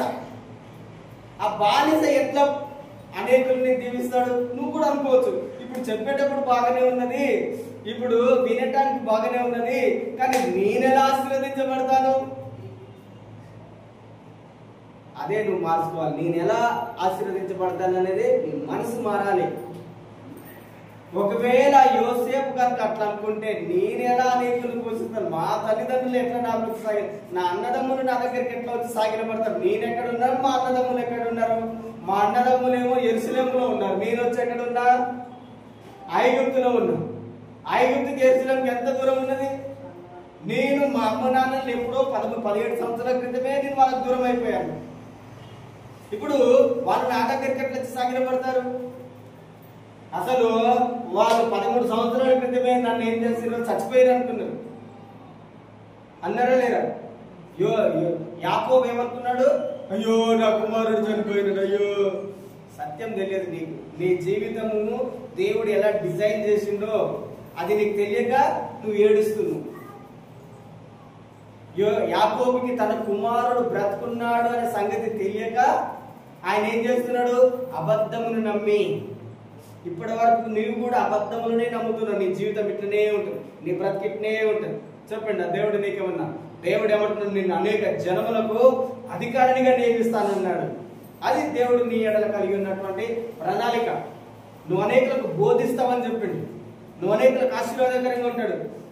కానీ నేనెలా ప్రైమ్ మినిస్టర్ని అయితే నేనెలా పోషిస్తాను ఆయన అనుకోలేదు. దేవుడు చెప్పిండు కనుక నేనైతాను. హల్లెలూయా. గట్టిగా చెప్పండి, హల్లెలూయా. నా వలన కానిది ఎవరి వలన అవుతుంది? చెప్పండి, ఎవరి వలన అవుతుంది? నువ్వు అనుకుంటున్నట్టు నీ వలన కాదు. దేవుడు ఏదైనా చేయగలుగుతాడు. దేవుడికి సమస్తమును సాధ్యమే. దేవుడు ఏమన్నాడు? సూది బెజ్జములో ఒంటెని కూడా దూరుస్తారన్నాడు. మరి మనుషులకి ఇది, కానీ దేవునికి నీవు అనుకోవచ్చు, నా జీవితం చాలా వరస్ట్ ఉంది, నాకు ఒక ఇల్లు కూడా లేదు, నాకు ఒక మంచి ఉద్యోగం లేదు, నాకు మంచి డ్రెస్ లేదు, నాకు మంచి బైక్ లేదు, నాకు మంచి కార్ లేదు, నాకు మంచి ఎడ్యుకేషన్ లేదు, నాకు మంచి తెలివి లేదు, జ్ఞానం లేదు, నాకు అక్కడ ఏ బంగారం లేదు, ఏం లేదు. నేనెలా వర్ధిల్లుతాను? నేనెలా ఆశీర్వదించబడతాను? నేనెలా దేవుని పరిచయించాను? నేను కనీసం ఒక అధ్యాయం కూడా బైబిల్లో చదవలేదు, నాకు అసలు బైబిల్లో ఎన్ని పుస్తకాలు ఉంటాయో కూడా సరిగ్గా తెలియదు. నేనెలా దేవుని పరిచయం చేస్తాను? నేనెలా ముందుకెళ్తానా అని అనుకోవచ్చు నువ్వు. కానీ దేవుడు ఏమంటున్నాడు? నాకు అసాధ్యమైనది ఏది లేదు, నీ జీవితమును నాకు ఇవ్వు. దేవుడు ఏమంటున్నాడు? నీ లైఫ్ నాకి, నేను దాన్ని నేను అందంగా తయారు చేస్తాను. హల్లెలూయా. గట్టిగా చెప్పండి, హల్లెలూయా. కానీ మనం ఏం చేస్తున్నాం? మన లైఫ్ ని నా చేతుల్లో నేను పట్టుకుంటాను, నా లైఫ్ ని నా చేతుల్లోనే ఉంచుకుంటా. దేవుడు ఏమంటున్నాడు? గివ్, నాకివ్వు, నాకివ్వు. నీ శాపంని నేను తీసివేస్తాను, నీ దోషములను తీసివేస్తాను, నీ కష్టమును దూరం చేస్తాను, నీ దుఃఖమును తొలగించేస్తాను, నీ అపాయములను తొలగించేస్తాను. దేవుడు ఇది చెప్పిండంటే నీ జీవితంలో ఇది చేయడానికే. ఏం చేయడానికి? ఇప్పుడు నువ్వు అనుకోవచ్చు, నేను అని చెప్పడం బాగున్నా, నేను ఎలా చెప్పినాక ఎలా జరుగుతుందని. నువ్వు అది అవిశ్వాసం. ఎలా జరుగుతుంది అనేది నీకు అది విశ్వాసం. దేవుడు చేస్తాడు, దేవుడు నన్ను వర్ధన చేస్తాడు. ఏదో ఒక రోజు నా కుటుంబం మారిపోతుంది, ఏదో ఒక రోజు నిన్ను దేవుడు గొప్పగా చేస్తాడు. ఆ విశ్వాసం నీకు నిరీక్షణ ఉంటే దేవుడు నిన్ను 100% ఏం చేస్తాడు? ఆశీర్వదిస్తాడు. విశ్వాసం. నువ్వు చెప్పు, నేను అనేక జనములకు అప్పిస్తాను, కానీ నేను మాత్రం అప్పు చేయను. దేవుని యొక్క వాక్యం అది, దేవుని యొక్క వాక్యం అది. ద్వితీయోపదేశకాండంలో ఉంటుంది, 15వ అధ్యాయంలో 6వ వచనంలో ఉంటుంది. నీవు అనేక జనములకు అప్పిస్తావు కానీ అప్పు చేయవు. నువ్వు అనేక జనములను ఏల్తావు కానీ వారు నిన్ను ఏలరు. అని మనం ఏం చేస్తున్నాము? ఎవరు పనిస్తారా, ఎవరు పనిస్తారా, ఎక్కడ పని దొరుకుతుంది, ఎక్కడ ఉద్యోగం దొరుకుతుంది, ఎక్కడ నాకు తినడానికి నాకు మంచి ఫోన్ కావాలి, బట్టలు కావాలి, ఎక్కడ సంపాదించుకోవాలి, దాని కొరకు ఆలోచిస్తాను. నేనేం చెప్తున్నాను? దేవుడు చెప్పిన ఈ మాటను ఓపెన్ చేయండి. ప్రతిరోజు రెగ్యులర్గా ఏం చేయండి? ఇప్పుడు నేను చెప్పిన మాట, నేను అనేక జనములకు అప్పిస్తాను, నేను అప్పు చేయను. అనేక జనములను నేను ఏలుతాను, వారు నా మీద ఏలుబడిచారు. ఏం చేయాలా? అదే మాటని రిపీట్ చేయండి. చదవండి ఆ మాట. 17వ అధ్యాయం ద్వితీయోపదేశకాండం 15:6.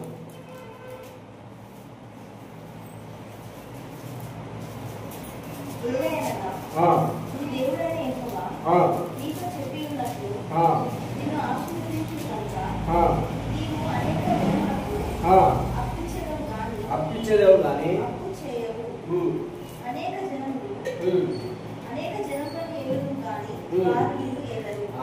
అందరు చెప్పండి, అందరు చెప్పండి. చేయి అక్కడ మీ ఏలు పెట్టండి ప్రతిరోజు. ఇది ప్రాఫిటిక్ యాక్షన్ అన్నమాట. బైబిల్ తెరిచి, ఈ బైబిల్ తెరిచి రెగ్యులర్ గా నీ చేయి దాని మీద పెట్టి టచ్ చేయి, టచ్ చేయి ఇట్లా. దేవుని యొక్క వాక్యం ఏం చేయాలి? Touch touch. దేవుడు ఏమన్నాడు? ఏలేనుగా నీ దేవుడైన యెహోవా నీతో చెప్పినట్టు. ఎవరితో చెప్పిండు ఇప్పుడు? చెప్పండి, ఎవరితో చెప్తున్నాడు దేవుడు? వాక్యం ఎవరితో మాట్లాడుతుంది? అందరు చెప్పండి, ఎవరితో మాట్లాడుతుంది? రెగ్యులర్ గా చెప్పాలి. దేవుడు నాతో మాట్లాడుతుంది. ఏమంటున్నాడు? ఏలేనగా నా దేవుడైన యెహోవా నాతో చెప్పి ఉన్నట్టు. నీతో అన్నాడు కదా, నాతో. ట్రాన్స్లేషన్ చేసుకోండి. ఏమని చెప్పాలి? నా దేవుడైన యెహోవా నాతో చెప్పినట్లు నన్ను నిశ్చయముగా నన్ను ఆశీర్వదించెను. ఆశీర్వదించును కాదు, ఆశీర్వదించెను. దించెను. ఇట్స్ ఆల్రెడీ డన్ అని చెప్పాలి. ఏలయనగా నా దేవుడైన యెహోవా నాతో చెప్పి ఉన్నట్లు నన్ను ఆశీర్వదించెను. ఆశీర్వదించెను కనుక నేను అనేక జనములకు అప్పిచ్చేదను కానీ అప్పు చేయను. నేను అనేక జనములను ఏలుదును గాని వారు నన్ను ఏలరు. రోజు చెప్పాలి, థ్యాంక్ యూ జీసస్. యేసయ్యా మీకు వందనాలు. ఎట్లా చెప్పాలి? దుఃఖంతో కాదు, సంతోషంతో. Thank you Jesus. ఇదే ప్రేయర్. ప్రేయర్ ఇదే నా ప్రేయర్. మీరు కూడా ఇది ప్రేయర్ అంటే ఇట్లా చేయాలి. ప్రేయర్ అంటే ఇలా చేయాలి. థ్యాంక్ యూ జీసస్, నీవు నాతో చెప్పి ఉన్నావు, నీ మాట చెప్పి ఉన్నది, ఇది నువ్వు చెప్పి ఉన్నావు, ఇది వాగ్దానము ప్రభువా, నువ్వు చెప్పింది తప్పకుండా నా జీవితంలో నువ్వు నెరవేరుస్తావు. నువ్వు నాతో చెప్పి ఉన్నావు, నన్ను ఆశీర్వదించి ఉన్నావు. నేను అనేక జనములకు అప్పిస్తాను, నేను అనేక జనములను ఏలుతాను, నేను అప్పు చేయను. నేను వారిని ఏలుతాను కానీ వారు నా మీద ఏలుబడి చేయరు. హల్లెలూయా. అంటే చెప్పండి, హల్లెలూయా, హల్లెలూయా. అందరు నా వెనకాల చెప్పండి, యేసయ్యా మీకు వందనాలు. మీరు నన్ను ఆశీర్వదించి ఉన్నారు, మీరు నాతో చెప్పి ఉన్నట్లు. అందరు చెప్పండి, మీరు నాతో చెప్పి ఉన్నట్లు. నీవు నన్ను ఆశీర్వదించి ఉన్నావు, నీవు నన్ను ఆశీర్వదించి ఉన్నావు. నేను అనేక జనములకు అప్పిస్తాను, నేను అనేక జనములకు అప్పిస్తాను. నేను అప్పు చేయను, నేను అప్పు చేయను. నేను అనేక జనములను ఏలుతాను, నేను అనేక జనములను ఏలుతాను. వారు నా మీద ఏలుబడి చేయరు, వారు నా మీద ఏలుబడి చేయరు. గట్టిగా చెప్పాలి. మనలో జీవం లేదా చెప్పే మాటలో? దేవుని యొక్క మాట, ఇట్లాంటి మాటలు చెప్పేటప్పుడు ఎట్లా చెప్పాలంటే కసితోటి చెప్పాలి, ఆసక్తితో చెప్పాలి, ఉత్సాహంతో చెప్పాలి. ఎట్లా చెప్పాలి? ఇప్పుడు దేవుడు చెప్పాడు, నన్ను ఆశీర్వదిస్తున్నాడు, నేను అనేక జన్మలు పంపిస్తాను. అట్లా సప్పసప్పగా దేవుడు చూసాడు నీ యొక్క హృదయం సంతోషం లేదు, ఏం లేదు నీలో. చెప్పంటే దేవుని ఇది అసరాధికారం. ఏంటిది? ఇది దేవుని యొక్క వాక్యం. దేవుడు ఏమంటున్నాడు? ఉత్సాహంతో చెప్పేవారు, ఇచ్చేవారిని దేవుడు ప్రేమిస్తాడు. ఉత్సాహం నీలో కనపడాలి దేవుని యొక్క మాట చెప్పేటప్పుడు. మళ్ళీ చెప్పండి, దేవుడు నాతో చెప్పి ఉన్నట్లు. గట్టిగా సంతోషంగా, యెహోవా నాతో చెప్పి ఉన్నట్లు. నా దేవుడు నాతో చెప్పి ఉన్నాడు, ఆయన నన్ను ఆశీర్వదించి ఉన్నాడు, ఆయన నన్ను ఆశీర్వదించి ఉన్నాడు. నేను అనేక జనములకి అప్పిస్తాను, నేను అనేక జనములకి అప్పిస్తాను. అప్పు చేయను, అప్పు చేయను. నేను అనేక జనములని ఏలుతాను, నేను అనేక జనములని ఏలుతాను. వారు నా మీద ఏలుబడి చేయరు, ఏలుబడి చేయరు. యేసయ్యా మీకు వందనాలు, యేసయ్యా మీకు వందనాలు. నన్ను దీవించినందుకు వందనాలు, నన్ను ఆశీర్వదించినందుకు వందనాలు. చేయబట్టి నన్ను ఆశీర్వదించినందుకు వందనాలు, నన్ను దీవించినందుకు వందనాలు, నన్ను వర్ధల చేసినందుకు వందనాలు. హల్లెలూయా, హల్లెలూయా, ఆమేన్. ఇట్లా చేయండి ప్రేయర్. కానీ ప్రేయర్ చేసేటప్పుడు బైబిల్ క్లోజ్ చేస్తాం. బైబిల్ క్లోజ్ చేసి నీ మైండ్లో ఏమొస్తాయి అది ring ring ring ring ring అని దేవా నన్ను దీవించు, దేవా నన్ను ఆశీర్వదించు, దేవా నా కష్టం దేవా. దేవుడు చెప్పినట్టు ప్రేయర్ చేయండి, మీ జీవితంలో 100% రిజల్ట్ వస్తుంది. ఇది మీరు చేసినటువంటి ప్రార్థన 100% వర్ధిల్లుతుంది. ఇది 100% మీ జీవితంలో కార్యములను చేస్తుంది. హల్లెలూయా. ఏం చెప్పాలి? ఇలా చెప్పాలి. నా ద్వితీయోపదేశకాండము 15వ అధ్యాయం 6వ వచనం బై హార్ట్ చేయండి. ఏం చేయాలి? మీ నోటిలో ఉండాలి. మీ నోరు తెరిచిందంటే చెప్పని వస్తూనే ఉండాలి. నోరు తెరిస్తే ఈ మాట రావాలి.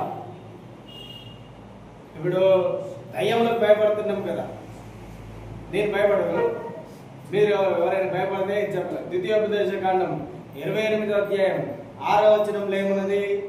చదవండి. ఇదొక్కటి చెప్పి క్లోజ్ చేస్తున్నాం.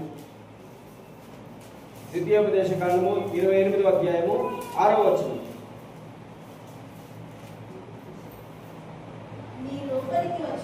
అది కాదు, 7వ వచనం.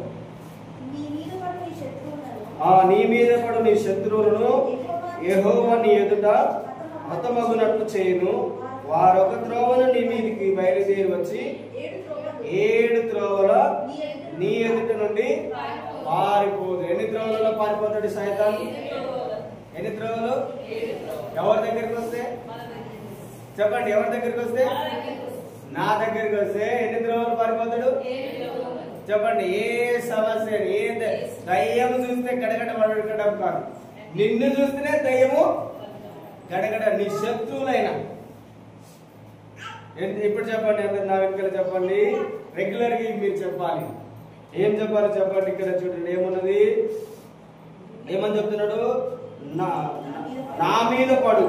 అందరు చెప్పండి. నా మీద పడు, నా శత్రువులను యెహోవా నా ఎదుట హతమగునట్లు చేయును. వారొక త్రోవన నా మీదికి బయలుదేరి వచ్చి 7 త్రోవల నా ఎదుట నుండి పారిపోవుదురు. మళ్ళా చెప్పండి. నా మీద పడు, నా శత్రువులు హతమగునట్లు, నా మీద పడు, నా శత్రువులను యెహోవా నా ఎదుట హతమగునట్లు చేయును.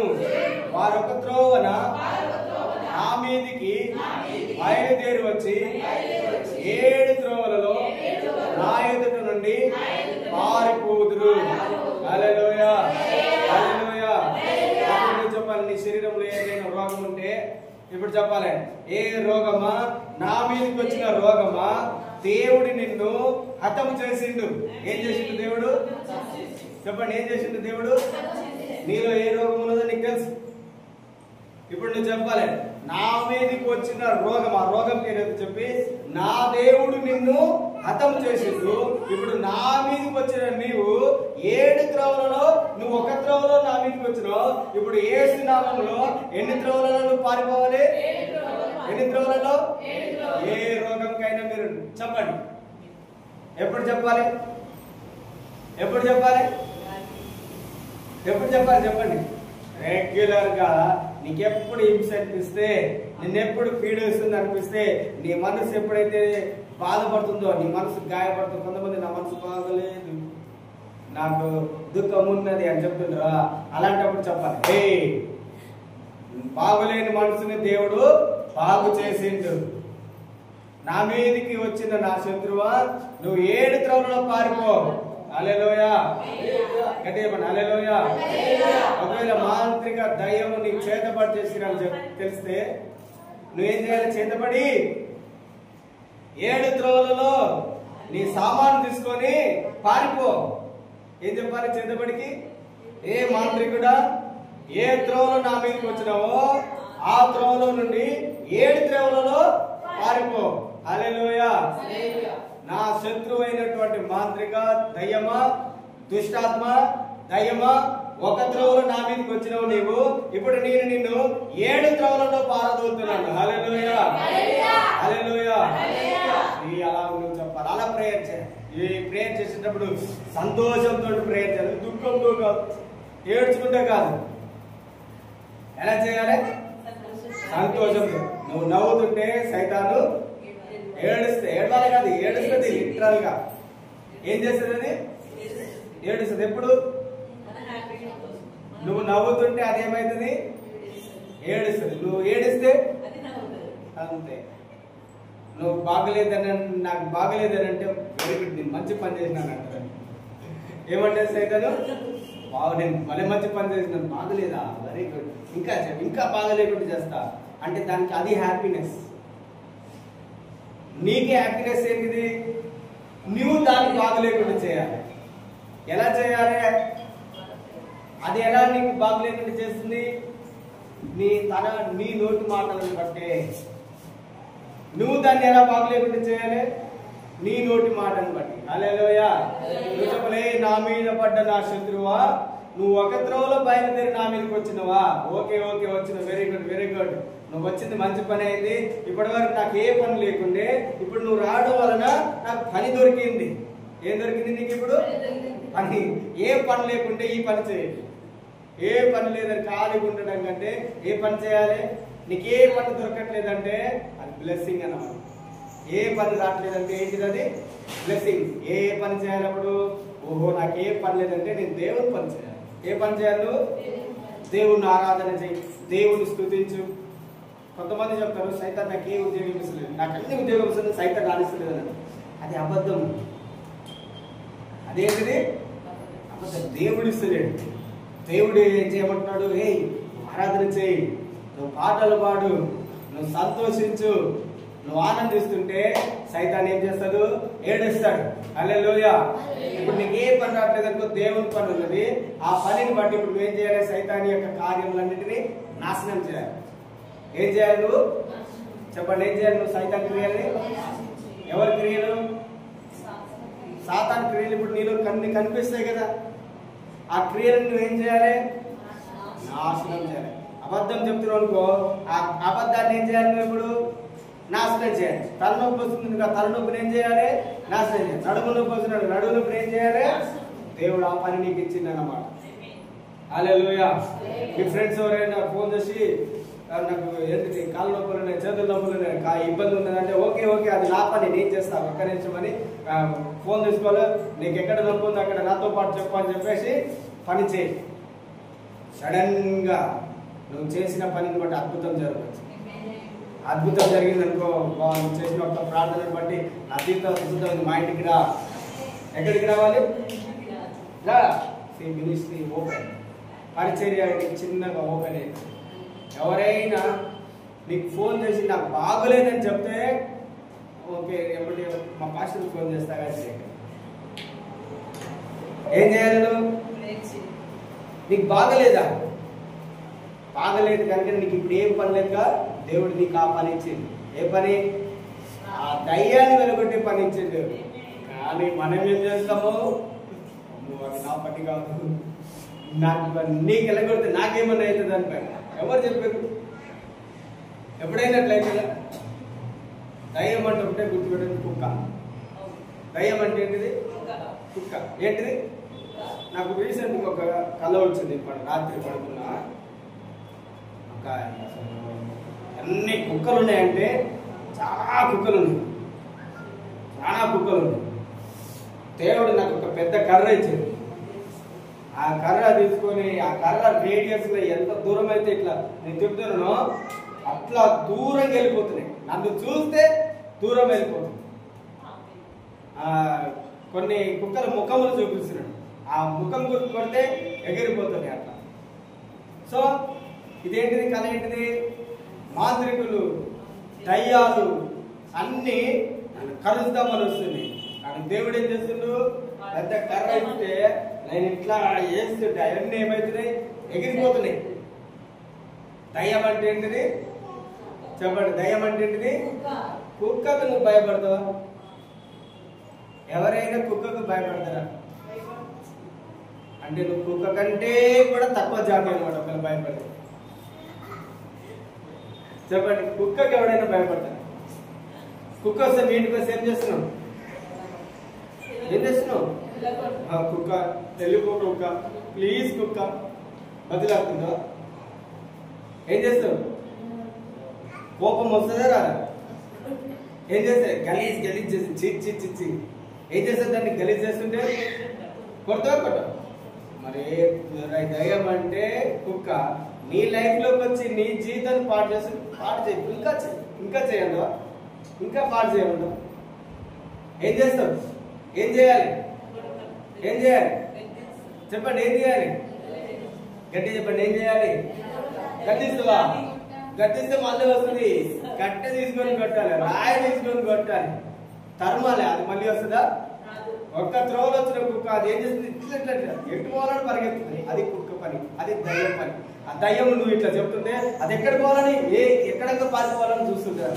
ఎన్ని త్రోవలని ఎత్తుతుందని 7, 7 అలా ఎగ్జాంపుల్ గా మీకు చెప్తున్నా. ఎప్పుడైనా కుక్కని చూడు, దాన్ని కొడుతుంటే అది ఏం చేస్తుంది? ఎక్కడి నుంచి పారిపోవాలని ఎదురు చూస్తుంది, ఎలా పారిపోవాలి.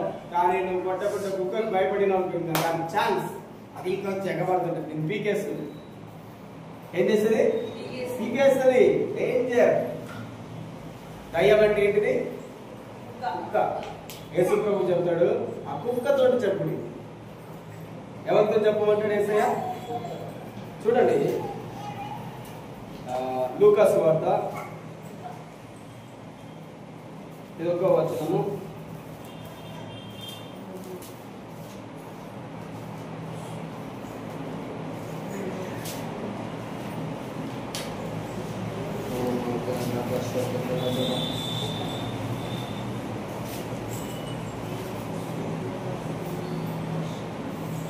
దొరికి చదవండి 11, 12. ఆ కుక్కతో చెప్పుడే, ఆ నక్కతో చెప్పుడే. ఓకే, దొరకట్లేదు.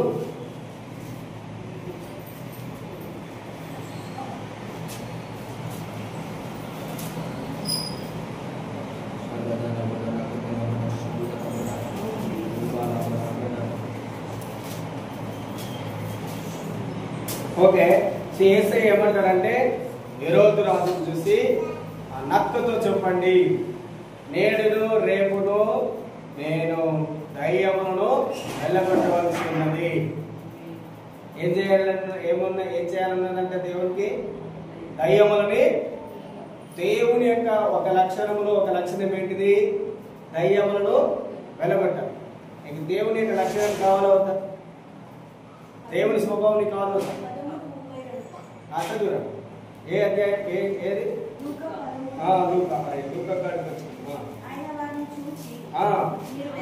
మీరు వెళ్ళి ఆ నక్కతో ఇలాగ చెప్పుడి, ఇదిగో నేడును రేపును దయ్యములను వెళ్ళగొట్టుచు రోగులను స్వస్థపరచుచు నుండి 3వ దినమున పూర్ణ శుద్ధి పొందేదని. చూడండి, ఆ నక్కతో చెప్పండి. మీరు కూడా కుక్కతో చెప్పండి, నక్కతో చెప్పండి. దయ్యం అంటే దేవుని దృష్టిలో ఏంటిది? కుక్క, నక్క, పురుగు. ఏంటిది? నువ్వు కుక్కకి నక్కకి పురుగుకి భయపడతావా? నాకు లేడీస్ బొద్దింకలకే భయపడతారు, కుక్కలకి నక్కలకి ఏమంటారు కదా. ఈ దేవుడు ఏమంటున్నాడు? ఏం చేయాలంటున్నాడు దేవుడు? దయ్యములను చెప్పండి, ఏం చేయాలి? దయ్యములని వెళ్ళగొట్టాలి, రోగములని స్వస్థపరచాలి. దేవుడు నువ్వు చెప్పండి, నాకే పని లేదా? దేవుని పని నాకున్నది. ఏ రోజైనా నీకు ఏదైనా పని లేకుండా ఖాళీగా ఉంటున్నాను, పనులు నాకు ఏం పని లేదు, బోర్ కొడుతుంది, టైం పాస్ కావట్లేదు అంటే చూసినావా? అలాంటప్పుడు ఏం చేయండి?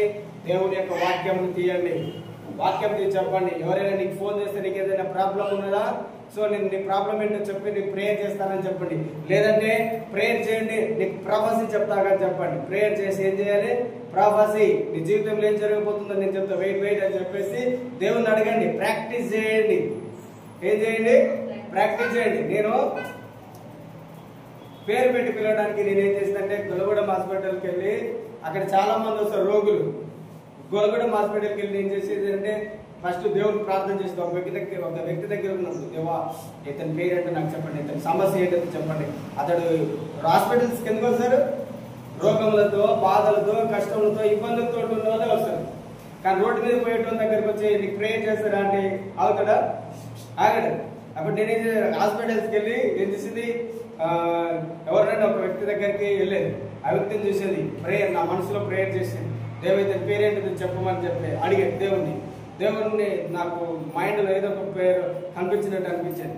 అంటే నేను ఆయన అడిగాను, నీ పేరు ఇదా అని అడిగాను. అంటే నా పేరు ఇది కాదు అని ఎప్పుడే నా పేరు తప్పు చెప్పినగా దేవుడు నన్ను మోసం చేసేసి అని చెప్పేసి నేను పక్కకి వెళ్ళిపోయేది, ప్రాక్టీస్ తగ్గిపోతుంది. అప్పుడు ఏం చేయాలి, ఓహో నీ పేరు అది కాదా, ఓకే దేనికి వచ్చినావు అది ఇది అని మాట్లాడి, సో దేవ ఇంకేదైనా చెప్పమని చెప్పి ఆయన చెప్పమని అది చెప్పినప్పుడు దేవుడు ఒక్క మాట కరెక్ట్గా చెప్పిండు అనుకో, ఆయన వెంటనే మీకు ఎలా తెలుసు ఫ్లాష్ అయిన ముఖ్యం ఏమైతే ఫ్లాష్ అయింది. ఆ ఫ్లాష్ అయిందని అనుకో వెంటనే ఆయన ప్రేయర్ చేసి వెళ్ళిపోయింది. అలా కొన్ని సార్లు చాలా సార్లు దేవుడిని అడిగి ప్రభు ఇతని పేరు చెప్పు అట్లా ఎన్నిసార్లు ఫెయిల్ అయినాను. కానీ ఒక పాయింట్ ఆఫ్ వ్యూలో సడన్ గా కరెక్ట్ పేరు చెప్పేది. అట్లా స్టార్ట్ చేస్తే మెల్లమెల్లగా ఏమవుతుంది, నీ ఆసక్తిని బట్టి దేవుడు నీలో ఆ కార్యములని నెరవేరుస్తాడు. సో నేను ప్రాపర్టీ నాకు ఎట్లా తెలుస్తుంది, దేవుడిని అడగడం వల్లనే. ఒకసారి ఫెయిల్ అవుతావు, 2 సార్లు ఫెయిల్ అవుతావు, నో ప్రాబ్లం. ఏదైనా రావాలంటే గౌరవం పోగొట్టుకున్న పర్లేదు, వరం మాత్రం మనకు రావాలి. ఏం రావాలి, మన సిగ్గుపోయినా పర్వాలేదు 2-3 సార్లకి 10 సార్లకి, కానీ మనకేం రావాలి, వరం. దేవుని యొక్క వరం మనలోకి రావాలి. ఆ వరం కోసం నువ్వు ఎంత కష్టపడైనా పడు. ఒకనొక రోజుకి వచ్చేసరికి దేవుడు తప్పకుండా టక్కునే చెప్పేస్తుంది, హల్లెలూయా, అద్భుతం చేస్తాడు, ఆశ్చర్యకార్యం చేస్తాడు. సో మీరు ఇది ట్రై చేయండి. ఏ పని లేకుండా ఏం చేయాలి, ఫోన్ చేయండి. ఎవరైనా ఫోన్ చేసి సొల్లు పెట్టద్దు, ఊరికే టైంపాస్ మాటలు చెప్తుంటారు, అలా చేయకూడదు. దేవుని యొక్క వాక్యం చెప్పండి, దేవుని మాటలు చెప్పండి, ఉగ్రత నుండి రక్షించండి. దేవుడి వాక్యం దీవించండి. ఆమేన్. Praise the lord.